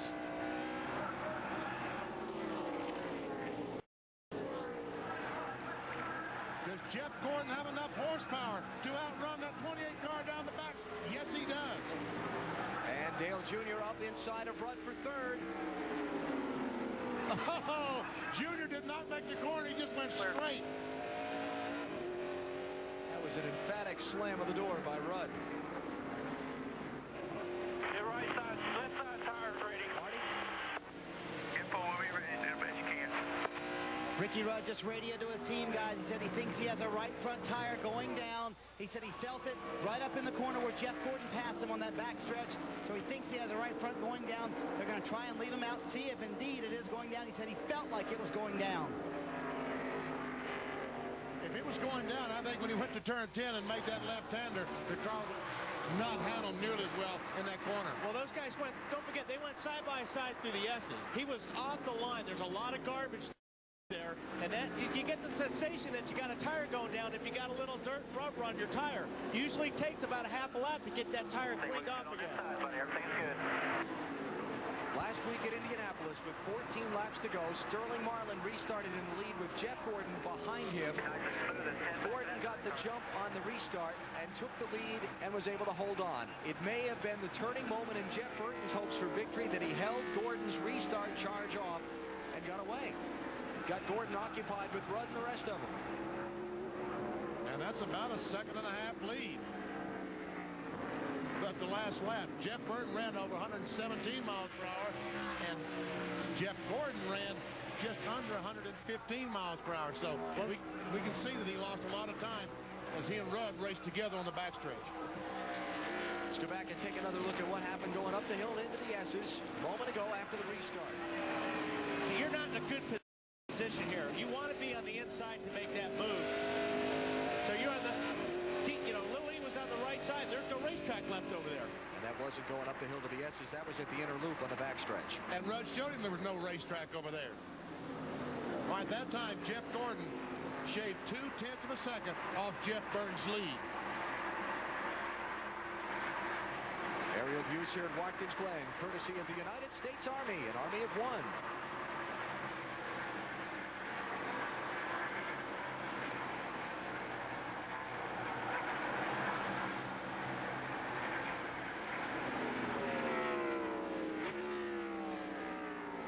Jeff Burton has only had one top 5 finish on a road course in his Winston Cup career. That was a 3rd here last year. Looks like the 24 car. Jeff's getting through that inner loop a little bit better than Jeff Burton. That's where he's making up a lot of time on Jeff Burton right now. Oh, come from behind wins. And he can't make mistakes like that. See where he had a little braking problem there? Burton can't do that because Jeff, look how much he closed up on that one little miscue there. Matt, how about Jeff Burton's car? Well, Alan, remember back to last year, Jeff Burton had a road racer named David Murray hanging around his garage. Murray, a road racing specialist who's raced at Le Mans, Sebring, the Daytona 24 Hours, the American Le Mans Series. He helped Burton get himself better acclimated to road racing. He finished 3rd. Those skills are what's helping him here again today. Well, he lost 0.6 of a second to Jeff Gordon that last lap. As Wally pointed out, that miscue going in turn 10 cost him dearly. Well, watch, see here if the 24 catches a little bit right here through the inner loop.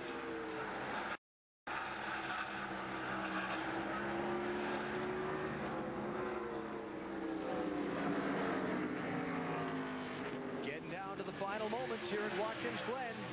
Gordon chasing Burton. You're watching NASCAR on NBC. Stand back, I'm coming through. Stand back, I know just what to do. Stand back, let me make my way. New leader at Watkins Glen. Jeff Gordon has gotten by Jeff Burton. He's out in front with 12 laps to go. What an exchange it was. Burton did not want to give up. Let's go back and take a look at it.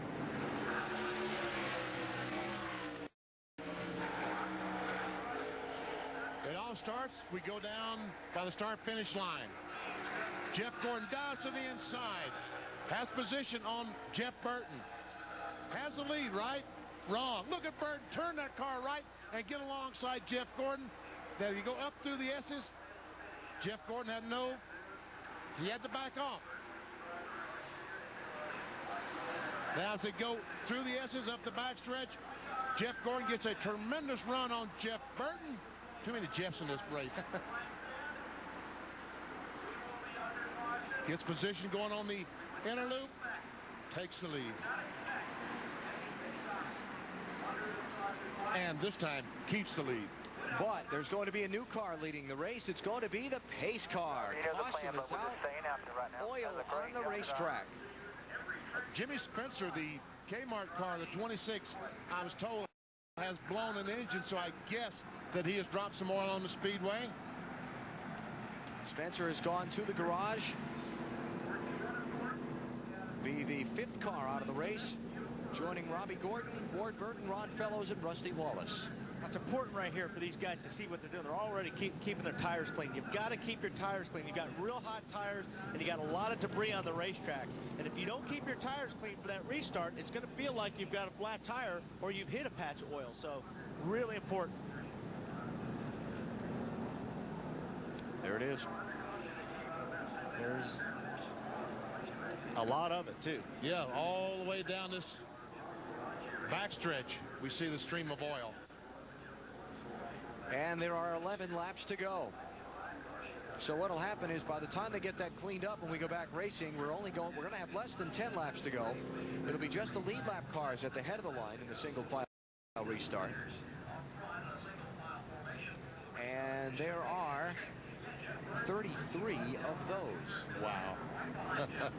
33 cars. You want to see him go into turn one about 5 wide on that restart? That'll be fun. Let's check with some crew chiefs down on pit road. Here's Matt Yoakum. And Robbie Loomis won a special race last week at Indy. Another dramatic finish building here. Robbie, can your guy hold him off?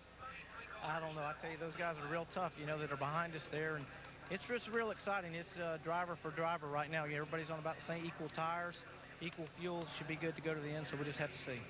Gordon looking for his 7th road course victory, which would be a NASCAR Winston Cup record to Dave. And Frankie just gets done talking to Jeff. How about your driver fighting with the 24 up there? Road course driver, huh? I told him to make it difficult on him. The 24 has got better tires than we do. We're on a little bit different cycle with tires, and that's got us behind. But Jeff's done a great job all day. That Sitco Super Guide team's done a great job preparing the car. And I just hope we get a top 5 out of this thing. I'm not going to be greedy. You had him conserving fuel earlier. Can you make it to the end? And don't lie to us. I don't know why that Benny and them always are concerned with my fuel mileage and nobody else's. But I told him last week that we weren't going to be able to make it this week. I can guarantee him we will make it. All right, the words from Frankie Stoddard. And Benny says thank you, by the way, Frankie. Let's go to Marty Snyder. And Mike McSwain, the crew chief for Ricky Rudd. First of all, tell us about the panic. You thought you had a flat tire. Yeah, I guess on the caution, he picked up some marbles and stuff on the tires, and the car didn't take off like he thought it would. He got a really good jump getting down into one here, but then tires wouldn't take a hold. And they come around. Everything's okay now. Your guy sitting in third, can he pass those 2 guys in front, Mike? Yeah, I think he can. I mean, this is the kind of racetrack Ricky Rudd loves to go to. And this is a perfect situation for us. Get the caution, get us closed back up. Now we're the Predator, and those other 2 guys are worried about us.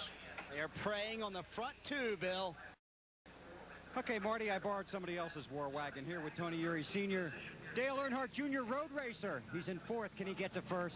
I don't think we can get to 1st. That 24 is pretty dominant on the road courses.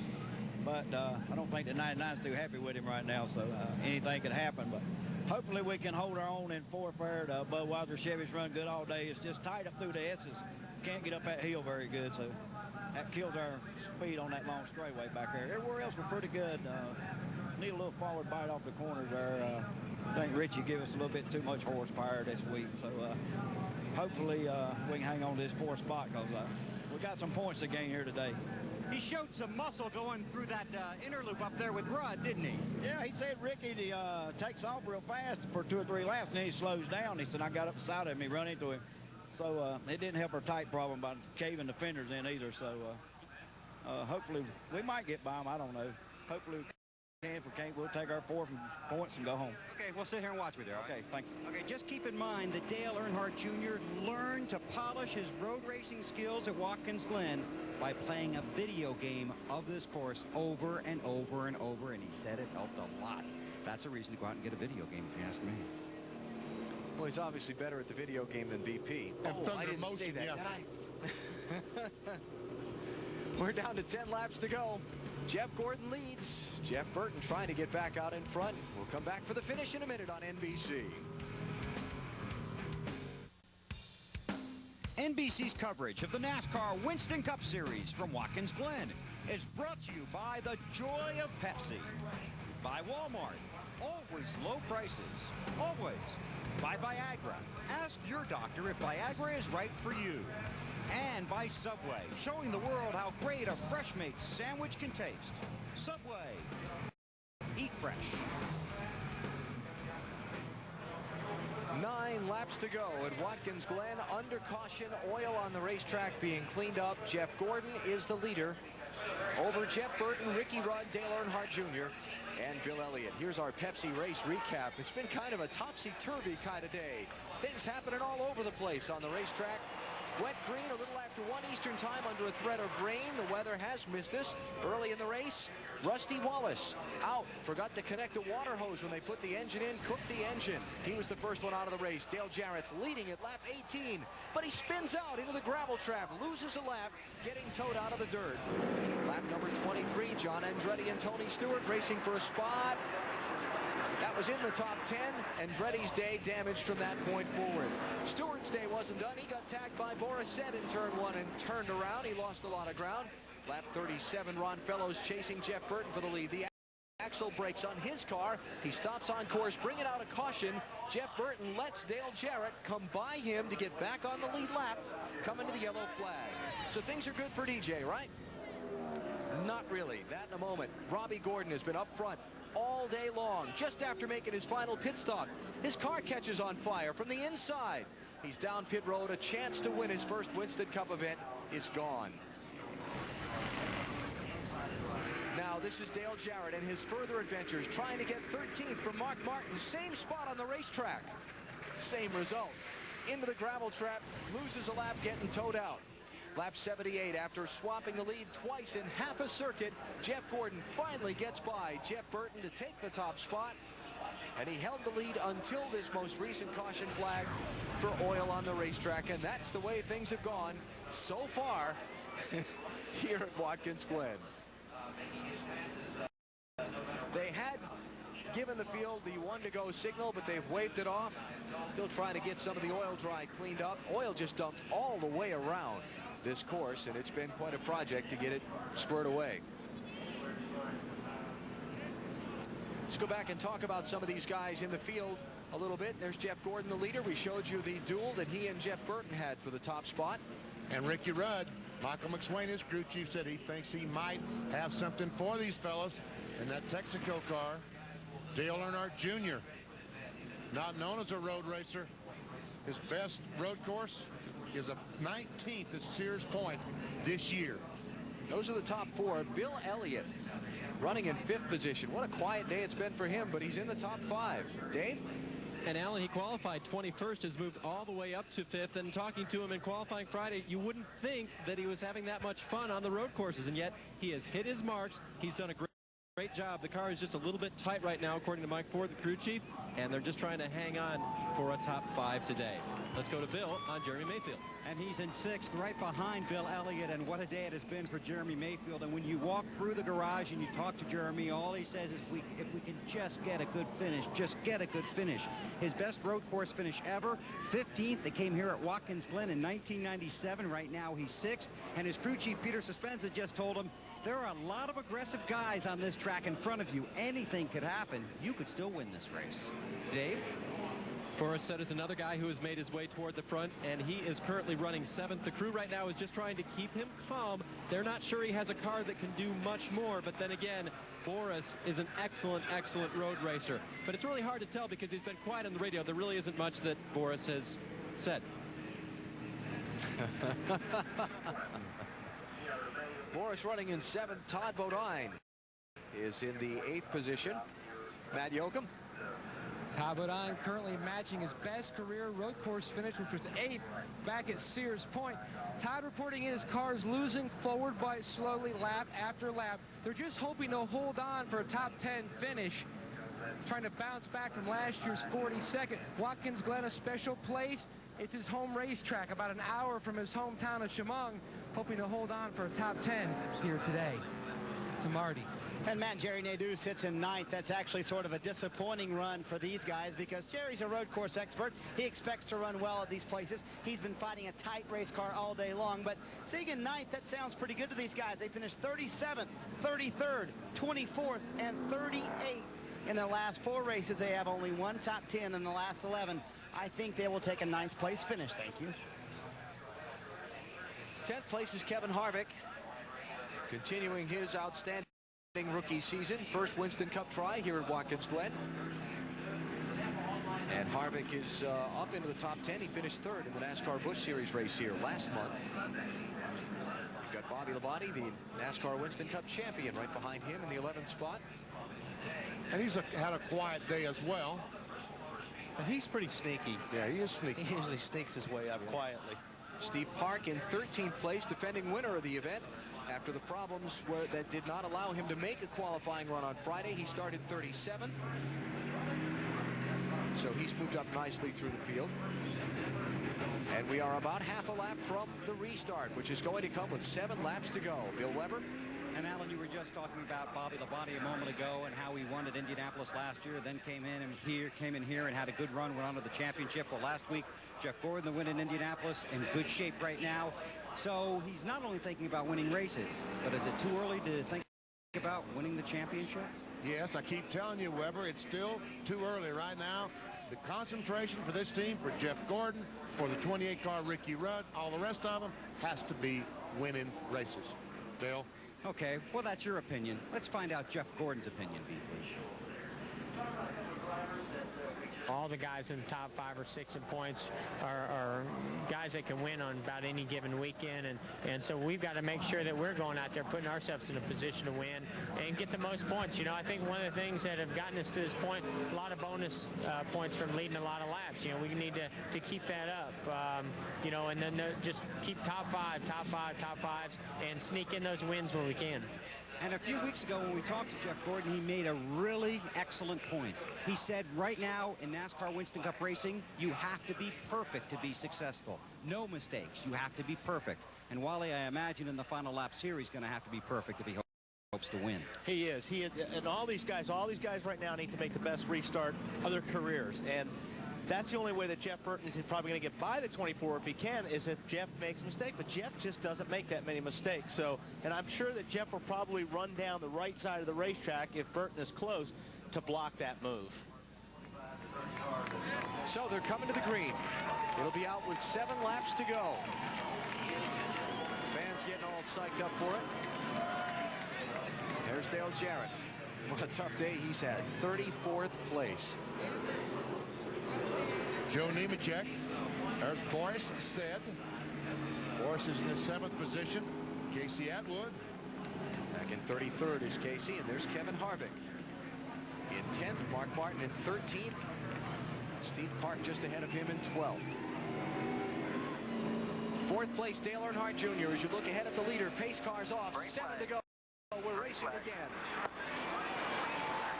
Well, Jeff got a great restart on that one. Burton to block.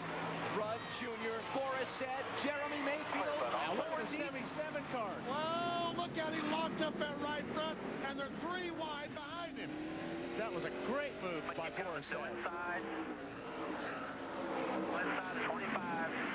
Boris went all the way to 3rd, and Junior almost in the barrier.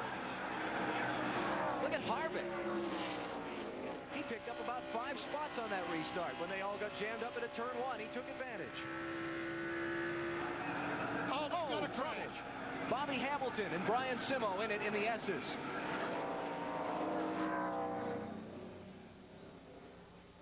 Well, now Burton gets another shot at Jeff, and he's going to have to stay on his toes a little bit better on this next restart. Are up against the wall on the second part of the S. Caution is out. Full course yellow coming out again. Be the 5th caution of the race. But never see the 77 car smoking as he goes into turn 10. Well, he had a little contact down there, so possibly he's got a rub. Yes. He's got a fender rub right there. But I don't think that's going to be bad enough. You don't come in with 5 laps to go when you're running 3rd. So they come back to the yellow. And the pace car will pick up the field once again. Ricky Rudd, the big loser on that one, was 3rd on the restart. Stop and get a run. He's back to 5th now. Let's go back and take another look at the accident, rather. Well, we got a car slowed down. Sterling Marlin had some problem. Whoa. These guys all checked up. Kurt Busch got under the back end of Brian Simo. The 17 car really checked up there of Matt Kenseth, and I think these guys just came screaming up the hill and didn't have time to let each other know there was a problem.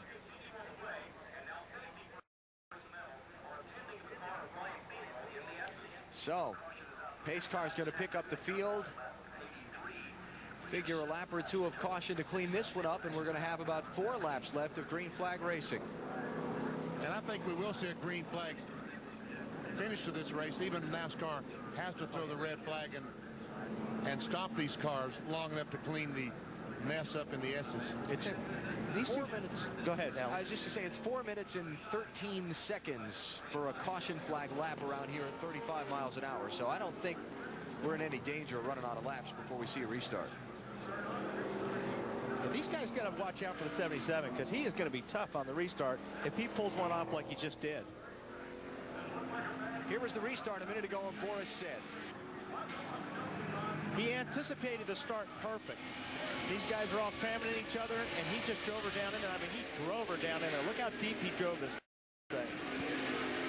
Got into the 28 just a little bit, and that's where he got the damage. And that's where he got Ricky Rudd a little bit sideways as Ricky was straightening his car up. Boy said just drove by for that third spot.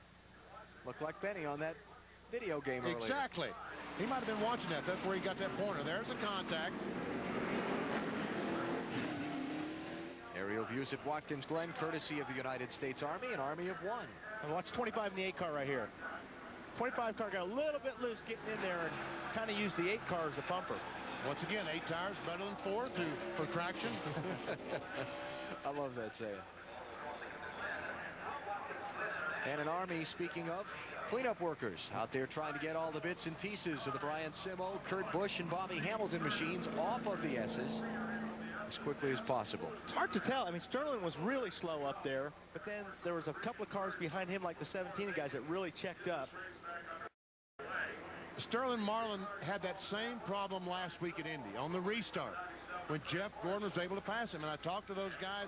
What they feel like is happening on the caution flag, the fuel pump gets so hot on the caution flag that it heats the fuel up and causes the car to vapor lock. In other words, it heats the fuel up. You get bubbles in the gas line. When one of those bubbles hits the carburetor, the car stumbles, and that's what happened to him last week at Indy. Let's go show you. This was 14 laps to go in the Brickyard 400. Sterling Marlin was leading Jeff Gordon, and it just didn't go. It just didn't go. He hits the throttle, but one of those, as I said, the vapor lock, the air bubble goes to the carburetor. It stumbles just a little bit, enough that Jeff Gordon was able to get by. And go on to his third victory in the Brickyard 400.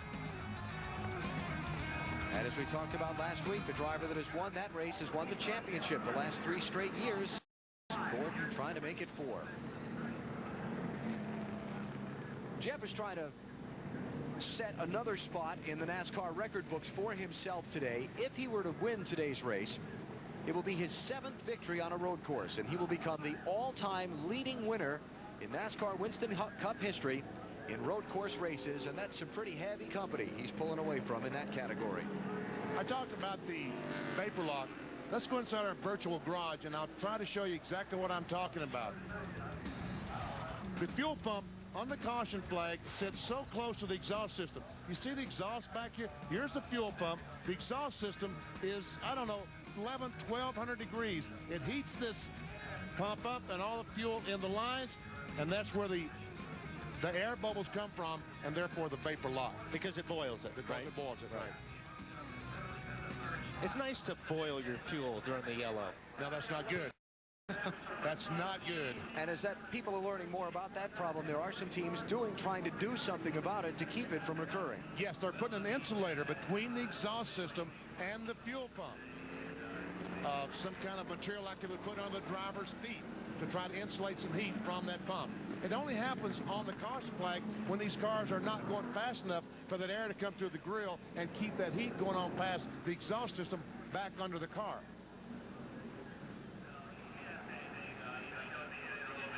Still working on the cleanup up the hill. You can see the trucks are gone. Communication going back and forth between Buster Otten, the pace car driver, and the control tower, just trying to make sure that the track is clear, and it shouldn't be long before we go back racing. Kevin Harvick back in 8th position. Marty? And he's had a pretty good day, Alan. And I asked him earlier this week about what happened at the end of the road course race at Sears Point. You remember, he kind of got in the way, or he actually gained his positions, as he would tell you. And I asked him if he would do anything differently, and here's what he had to say. No, I mean, you know, we were running 31st and wound up 13th, and I think right now that put us 12th or 13th in the points, the difference in those points. So we're here to race. We're not here to ride around like a bunch of circus animals. So we're just you know, it's obviously not something that you want to have to do every week, but you got to, sometimes you get in situations where you got to do things that you normally wouldn't do, and when you're trying to get a lap back, you got to race hard. Wow, Happy getting a little cold there, isn't he?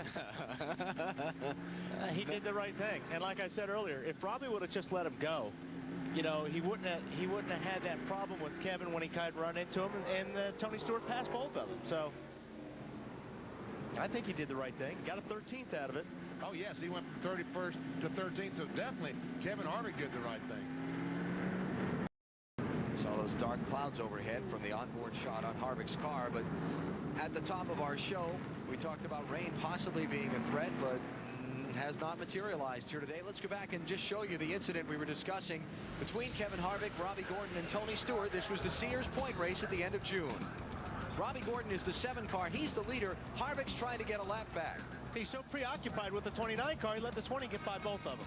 And that was it. Tony Stewart, the 20 car, goes on, takes a checkered flag, and wins. The 7 car finishes second. Tony Stewart has had his bumps and bangs today. He's been involved in 2 incidents. He's back in 26th position. Robbie Gordon was in the 31, contending for the win. A fire just after a pit stop on his car is going to leave him with a 40th place finish. Now, it's going to be interesting to see on this restart. I know the 99 is going to be very worried about that 77 on that restart. So, going to see if we see some blocking. 99. And Jeff Burton, I don't think, got a very good restart on that last time. So he's going to have to be on his toes a little bit better in order to have a shot at Jeff going down into turn 1. Jeff Gordon. Coming to the green. The lights are out atop the safety trunk. The problem is some of these guys have a first gear to get them out of the pits. They have to restart in second gear, and it's not quite enough. With an overdrive transmission, it really puts them in a bind on the restarts. Here's Boris. Oh, you can't do that, Boris. Back up a little bit. There you go. Gotta wait till you cross that start-finish line. Jeremy Mayfield is on the charge. He's by Boris Said and going after Jeff Burton. And here's Ricky Rudd on the outside of Boris Said.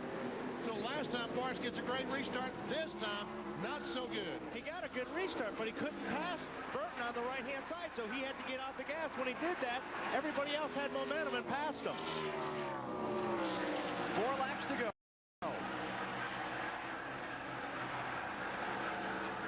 Boris getting a serious challenge from the 66. Who's getting a challenge from the 25? Todd Bodine on the inside. 5th place.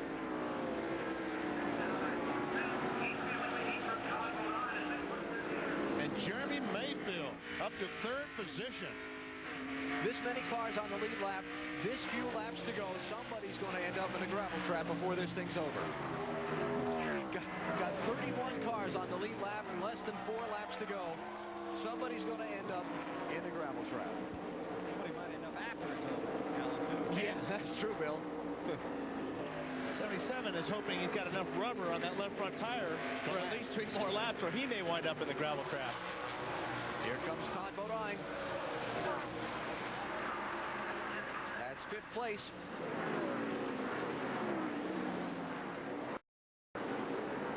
Oh, this is tight. Wow. 25 car threaded that needle. And here comes Bill Elliott is around. Oh, no. And there goes Tony Stewart into the gravel trap. There you go, Alan. You called it.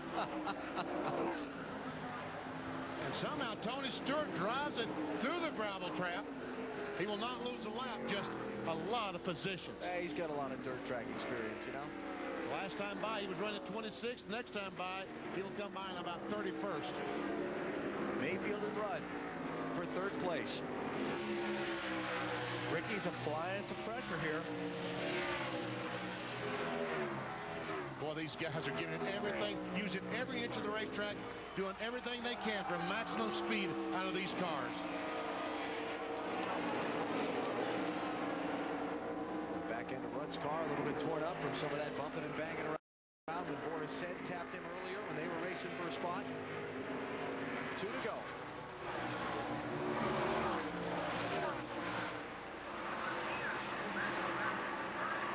Rudd's peeking, looking back. Here comes Junior up the inside of Boris Said for 8th. Oh, that was close. Oh, hang on. And Junior, is he going to save it? Yes. That was an off-road excursion now, wasn't it? That's back to about 12. Oh, there's Joe Nemechek. And he did not save it. Stuffed in the barrier. They'll be coming around to the white flag. If the caution flag comes out, it'll be game over for Jeff Gordon. No caution has been ordered yet by NASCAR.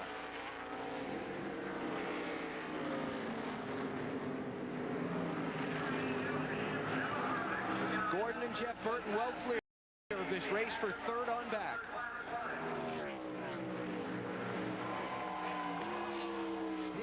car is well back off the racing surface. And they'll wave a yellow in that corner just to let everybody know that somebody does have a problem down there. Not that they're going to slow down any, but yeah. We will stay under green. And the white flag is up. Final lap here at Watkins Glen. Now, this will be interesting right here. Last shot going down to turn 1 for these guys. And here comes Todd. Can't get it done. Run to block.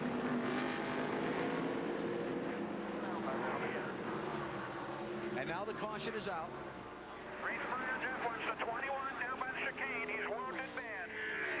But once the caution comes out, after the white flag is displayed, you race back around to it. So we're still at full speed. Oh, that's Elliott Sadler crab walking through the inner loop. He's made some serious contact with the wall someplace. Is he going to be in the way of the leaders as they come by and racing back to the start-finish line? And did he drop any oil? Burton trying to stay with Gordon. Final straightaway. Look at Elliott Sadler's car. Rear end must be broken out of it.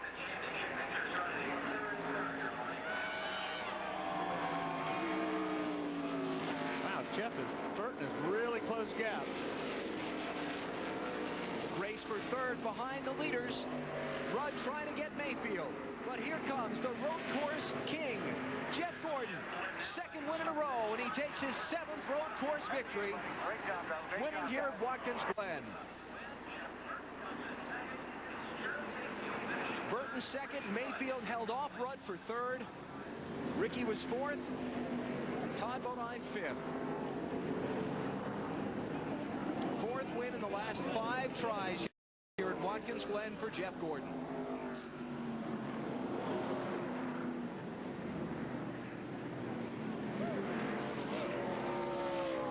Came into the race with a 160-point lead in the NASCAR Winston Cup Championship. Gordon wins. Rudd finishes 4th. And Dale Jarrett is going to finish back 31st or 32nd, pending the final scoring. Matt? High fives and a hug from Rick Hendrick. I thought we were going to have to shake you there, Robbie Loomis, over the past 2 laps. We didn't see him moving up there. How nervous were you? I'll tell you what, this competition's gotten tougher and tougher. Thanks, Todd. And, you know, Jeff just did a great job. You saw the pass he made there with Burton. I mean, that was 2 men going at it clean as can be. And can't say enough about Brian White to the guys on this team. I mean, they just worked so hard time after time after time. You know, it's just great to be here in Victory Lane with Hendrick Motorsports. Can you describe how special it is to be a part of history 2 weeks in a row? I tell you, we're just trying to win races. You know, that's what we're trying to do. The history, that part's great. But you got a driver like Jeff Gordon. We just got to make sure we do our part. Everyone at Hendrick Motorsports, the DuPont Chevrolet, is doing a great job. Jeff Gordon, his Rainbow Warriors, back on track on the road courses after a 23rd and a 3rd place finish. The 24 car is headed back to Victory Lane. 5th win of the season for Jeff Gordon.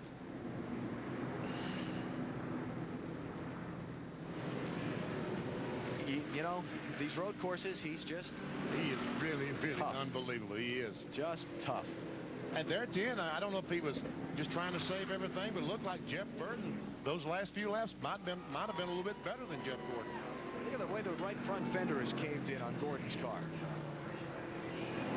What was he going to try to do a victory donut? Yeah. He may do a donut, not a burnout. Yeah, not a burnout, yeah. Remember in Indianapolis last week after the checkered flag, he tried to do the Kevin Harvick burnout, and he couldn't make it happen. Look at the sweat in the gloves. Hard day's work.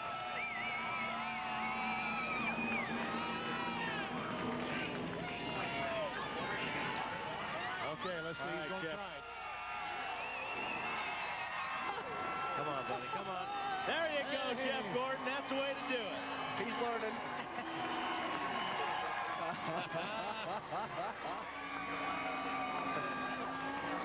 See, he thought he'd do it over in the backstretch where no one could see him. He's got it down now. Oh, yeah. Attaboy, Jeff.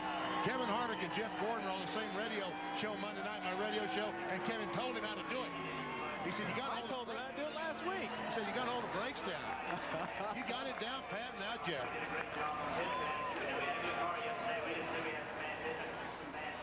Here's what happened last week after he took the checkered flag and tried to do that very same thing on the yard of bricks at Indy. The difference is he didn't have the brakes. Just drove away. But this was a much better effort. He left a lot more rubber on the track this time.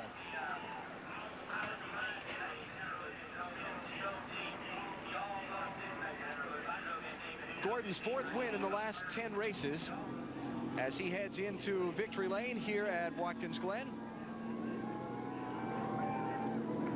Jeff Gordon has won today, and Chevy congratulates Jeff and the number 24 Monte Carlo on a big win. And he'll tell you the only thing that comes close to Monte Carlo's reputation on the track is its reputation on the street. Monte Carlo, more champions depend on Chevy.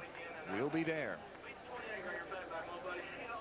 The hose going in is someplace he can get a sip of water while the race is going on, or whatever beverage he might have in there. Bill Weber? Well, here in victory lane, a big smile. Back-to-back wins for Jeff Gordon. Started 13th, his worst starting spot ever here at Watkins Glen. And on the side of his car, a tribute to The Tonight Show and Jay Leno. They spent some time together at Indianapolis a week ago, but right now it's back in victory lane at Watkins Glen for Jeff Gordon. He won 6 straight road course races before his streak was snapped. A year ago it was Steve Park winning here, and then it was Tony Stewart winning earlier this year in Sonoma. But now Jeff Gordon climbs out on familiar ground, victory lane at Watkins Glen for the Rainbow Warrior, the road course king.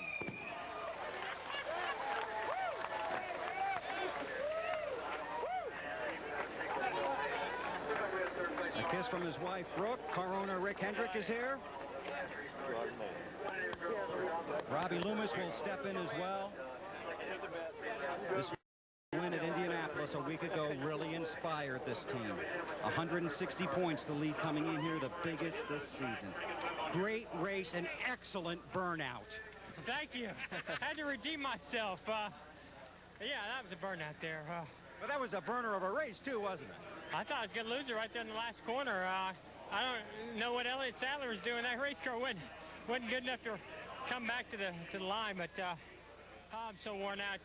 Guys did just a great effort all the way around. You know, this team is, when you get these guys some confidence in them, just watch out, you know, and they give me confidence in my driving. And I knew we had a great race car yesterday, but Robbie Gordon, that Lowe's car was going to be pretty tough to beat, but just stuck with our game plan. Robbie Loomis, great strategy in the pits, and all the guys in this DuPont Chevrolet. I want to thank DuPont, GMAC, Quaker State, Pepsi, Fritos, Chevrolet, Jay Leno. Yeah, tonight's show. I hope Jay's got something on there tonight. Hey, let me ask you something. The restart and the battle with Jeff Burton. Just kind of take me through that for a few laps. Well, you know, I was rolling up there to take the restart, and he kept hanging way back. And so I kept slowing down. I know it's going to bottle us all up, but I mean, we were going to stop back there if I slowed down anymore. So, you know, my car took off good when I was rolling slow, so I said, if you want to wait back there, I'll go. And I kept getting, you know, great restarts on that. One time when he was in front of us, thought I was going to lose it all right there because I tried to make a run on him. Ricky Rudd got by me, did get by me, and he got loose up in the S's. And we just fought hard, you know. There's a lot of desire out there, and I just thank God for the perseverance and the strength to go out there and do this as a team like we did. I talked to Robbie Loomis here on Friday, and he said, I congratulated him on the win in Indianapolis, and he said, thanks, but that was last week. Now we have to go get this one. How quickly did you put the Brickyard 400 behind you, Jeff, coming in here? Friday when we qualified so poor, I said, that's over, you know, and with as many week stretches that we have coming up here, you just have no time to really dwell on the good or the bad of this season. You got to just let it roll off your back going into the next one, refocus, and we'll enjoy this one for a couple of days. Great win, and go on to wherever we go next week, Michigan, I think. Yeah, and you do pretty good there. I believe you won there in June. Congratulations. Thank you very much, Bill. Appreciate it. That's a worn-out Jeff Gordon here in victory lane. The road course king is back in the throne. Let's go to Alan. All right, Bill. All-time leading winner in Winston Cup history in road course competition. Jeff Gordon pulling out of the tie with Rusty Wallace, Bobby Allison, and Bill Elliott. Results, a number of drivers with their best ever road course finishes, including Jeff Burton, Jeremy Mayfield, Todd Bodine, Kevin Harvick, and Boris Said. Dale Jr. faded all the way to 12th. Mark Martin will finish 15th. Yep. Sterling Marlin, we saw him very slow, but he did finish back in the 25th position. And Bill Elliott after that spin back in 24th. Dale Jarrett, 31st.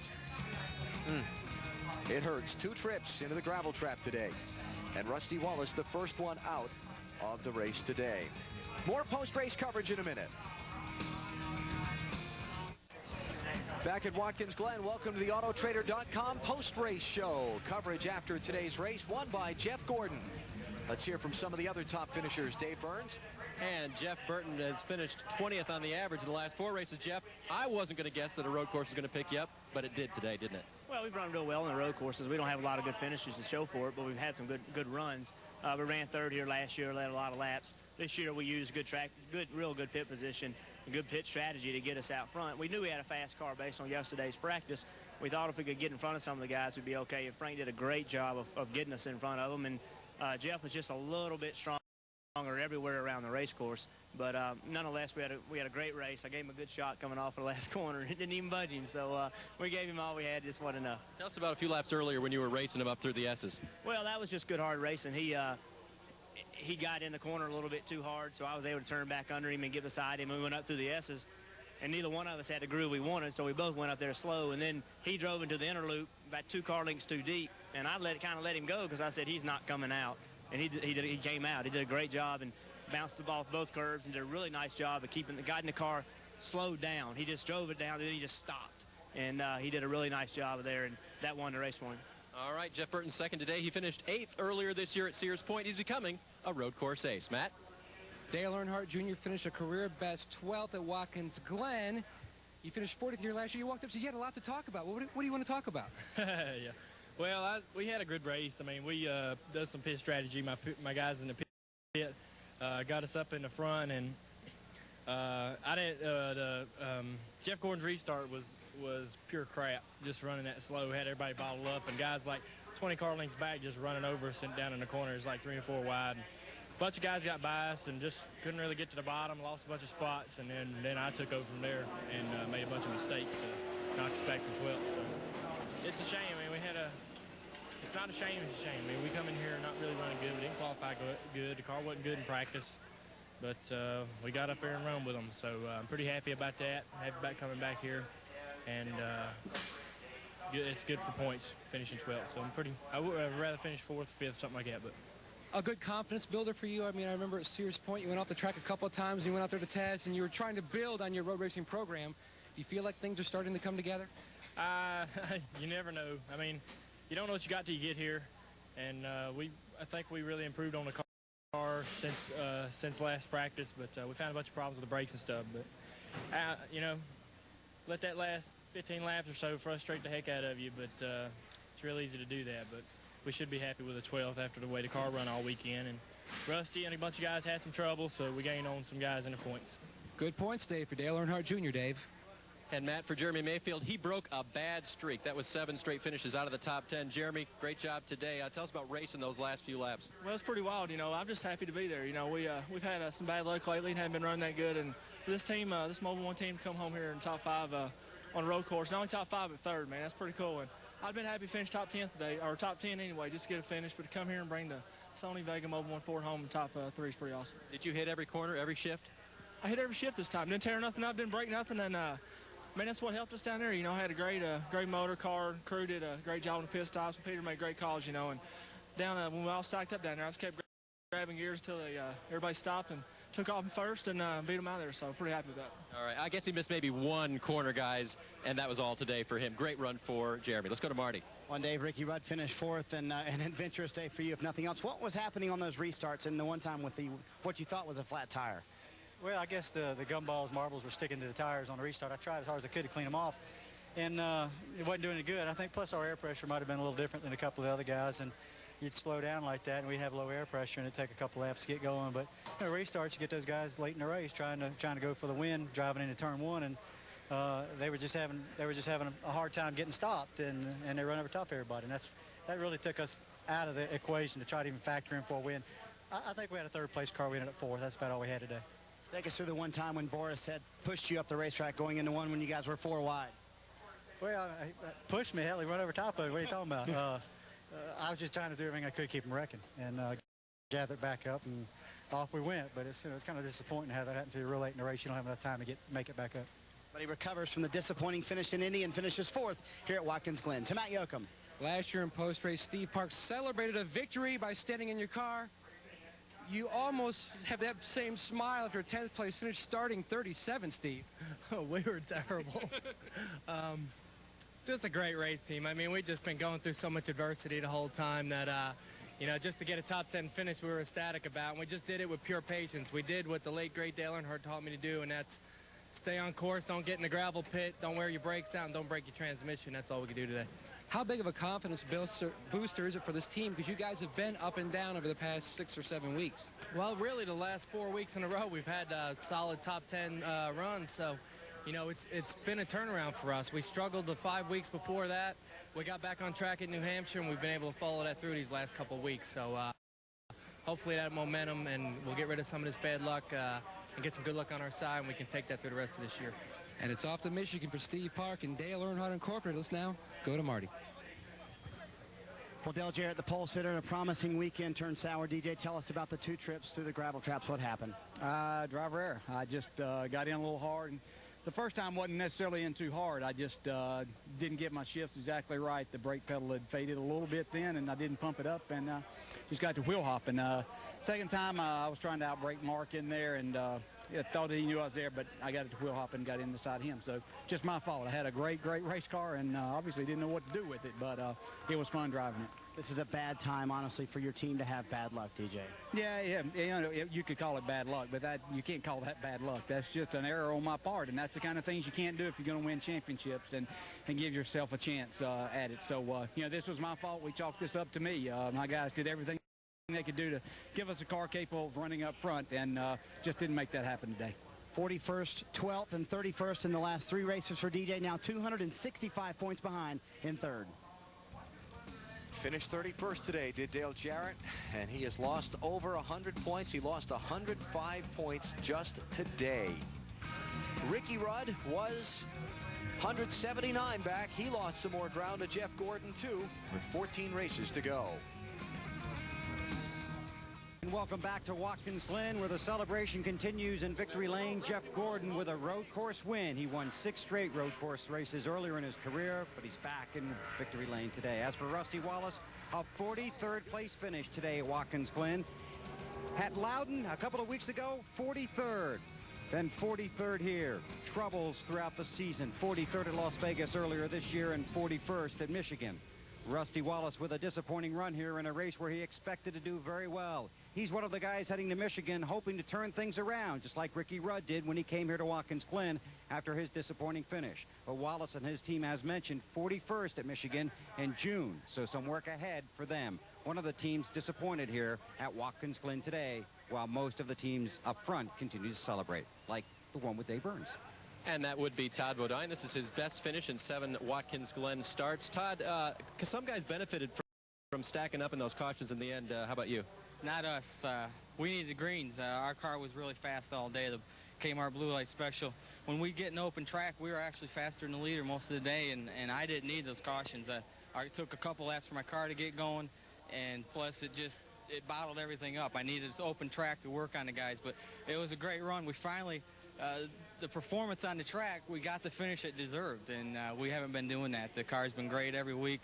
Just something has bit us, and we haven't got the finishes we deserve, but today we did, and the guys did a great job. It was a brand new car, and we finally did it all day long like we got to do. We've got this qualifying down. Now we just got to get the racing down. We finally got it today. Great 5th place finish for this local boy. We're not far from Chemung, New York, where Todd grew up. Matt? Kevin Harvick finishes 7th, soldiering home. A good points day, but first off, describe your day. I mean, we had a really fun day in a Goodwrench car. We ran up front all day long and run 3rd or 4th, and then the driver took over and burned the brakes up. Oh, come on now. Racing with Ricky Rudd there, but good day for us in the points, and the guys have worked extremely hard this weekend. They had to use those snap-on tools this weekend. We broke a motor right off the bat, so good weekend. Everybody worked hard. Kevin Harvick always says he doesn't think about the bigger picture, but the bigger picture looks like unofficially he's climbed 2 spots to 7th in the standings. Marty? Well, Matt Borsett finished 8th today, and you had one really good restart where you took him 4 wide, and then one restart that was probably too good, the last restart. Take us through the last 2 restarts for you. I mean, the first one was great for everyone at Jasper Engines and Transmissions and Degree. I mean, I drove it on in there. I was trying to get to the win and maybe get a 2nd or 3rd, and I got into Ricky a little bit, but just barely touched him. And, I mean, that's what you got to do with 2 laps to go. And he's probably mad, but I just had to do it. And it was really fun out there, but the last restart to 99 kind of checked up, and I checked up right when they went green and just lost track position and kind of got caught out, so that was just kind of a rookie mistake. And, you know, I couldn't get back into track position. Those guys were just flying right by me, but it was a lot of fun out there. I got to say hello to all my friends at No Fear, Spy, Tommy Bahama, and Degree Antiperspirant. And a solid day, Alan, for these guys as they finish 8th. Here Borsett does at Watkins Glen. The top road warrior coming in. No one's a better road warrior in Winston Cup racing than Jeff Gordon. He has won at Watkins Glen. We'll come back with more in a minute. First, off to the Sun America Sports Desk in New York and Hannah Storm.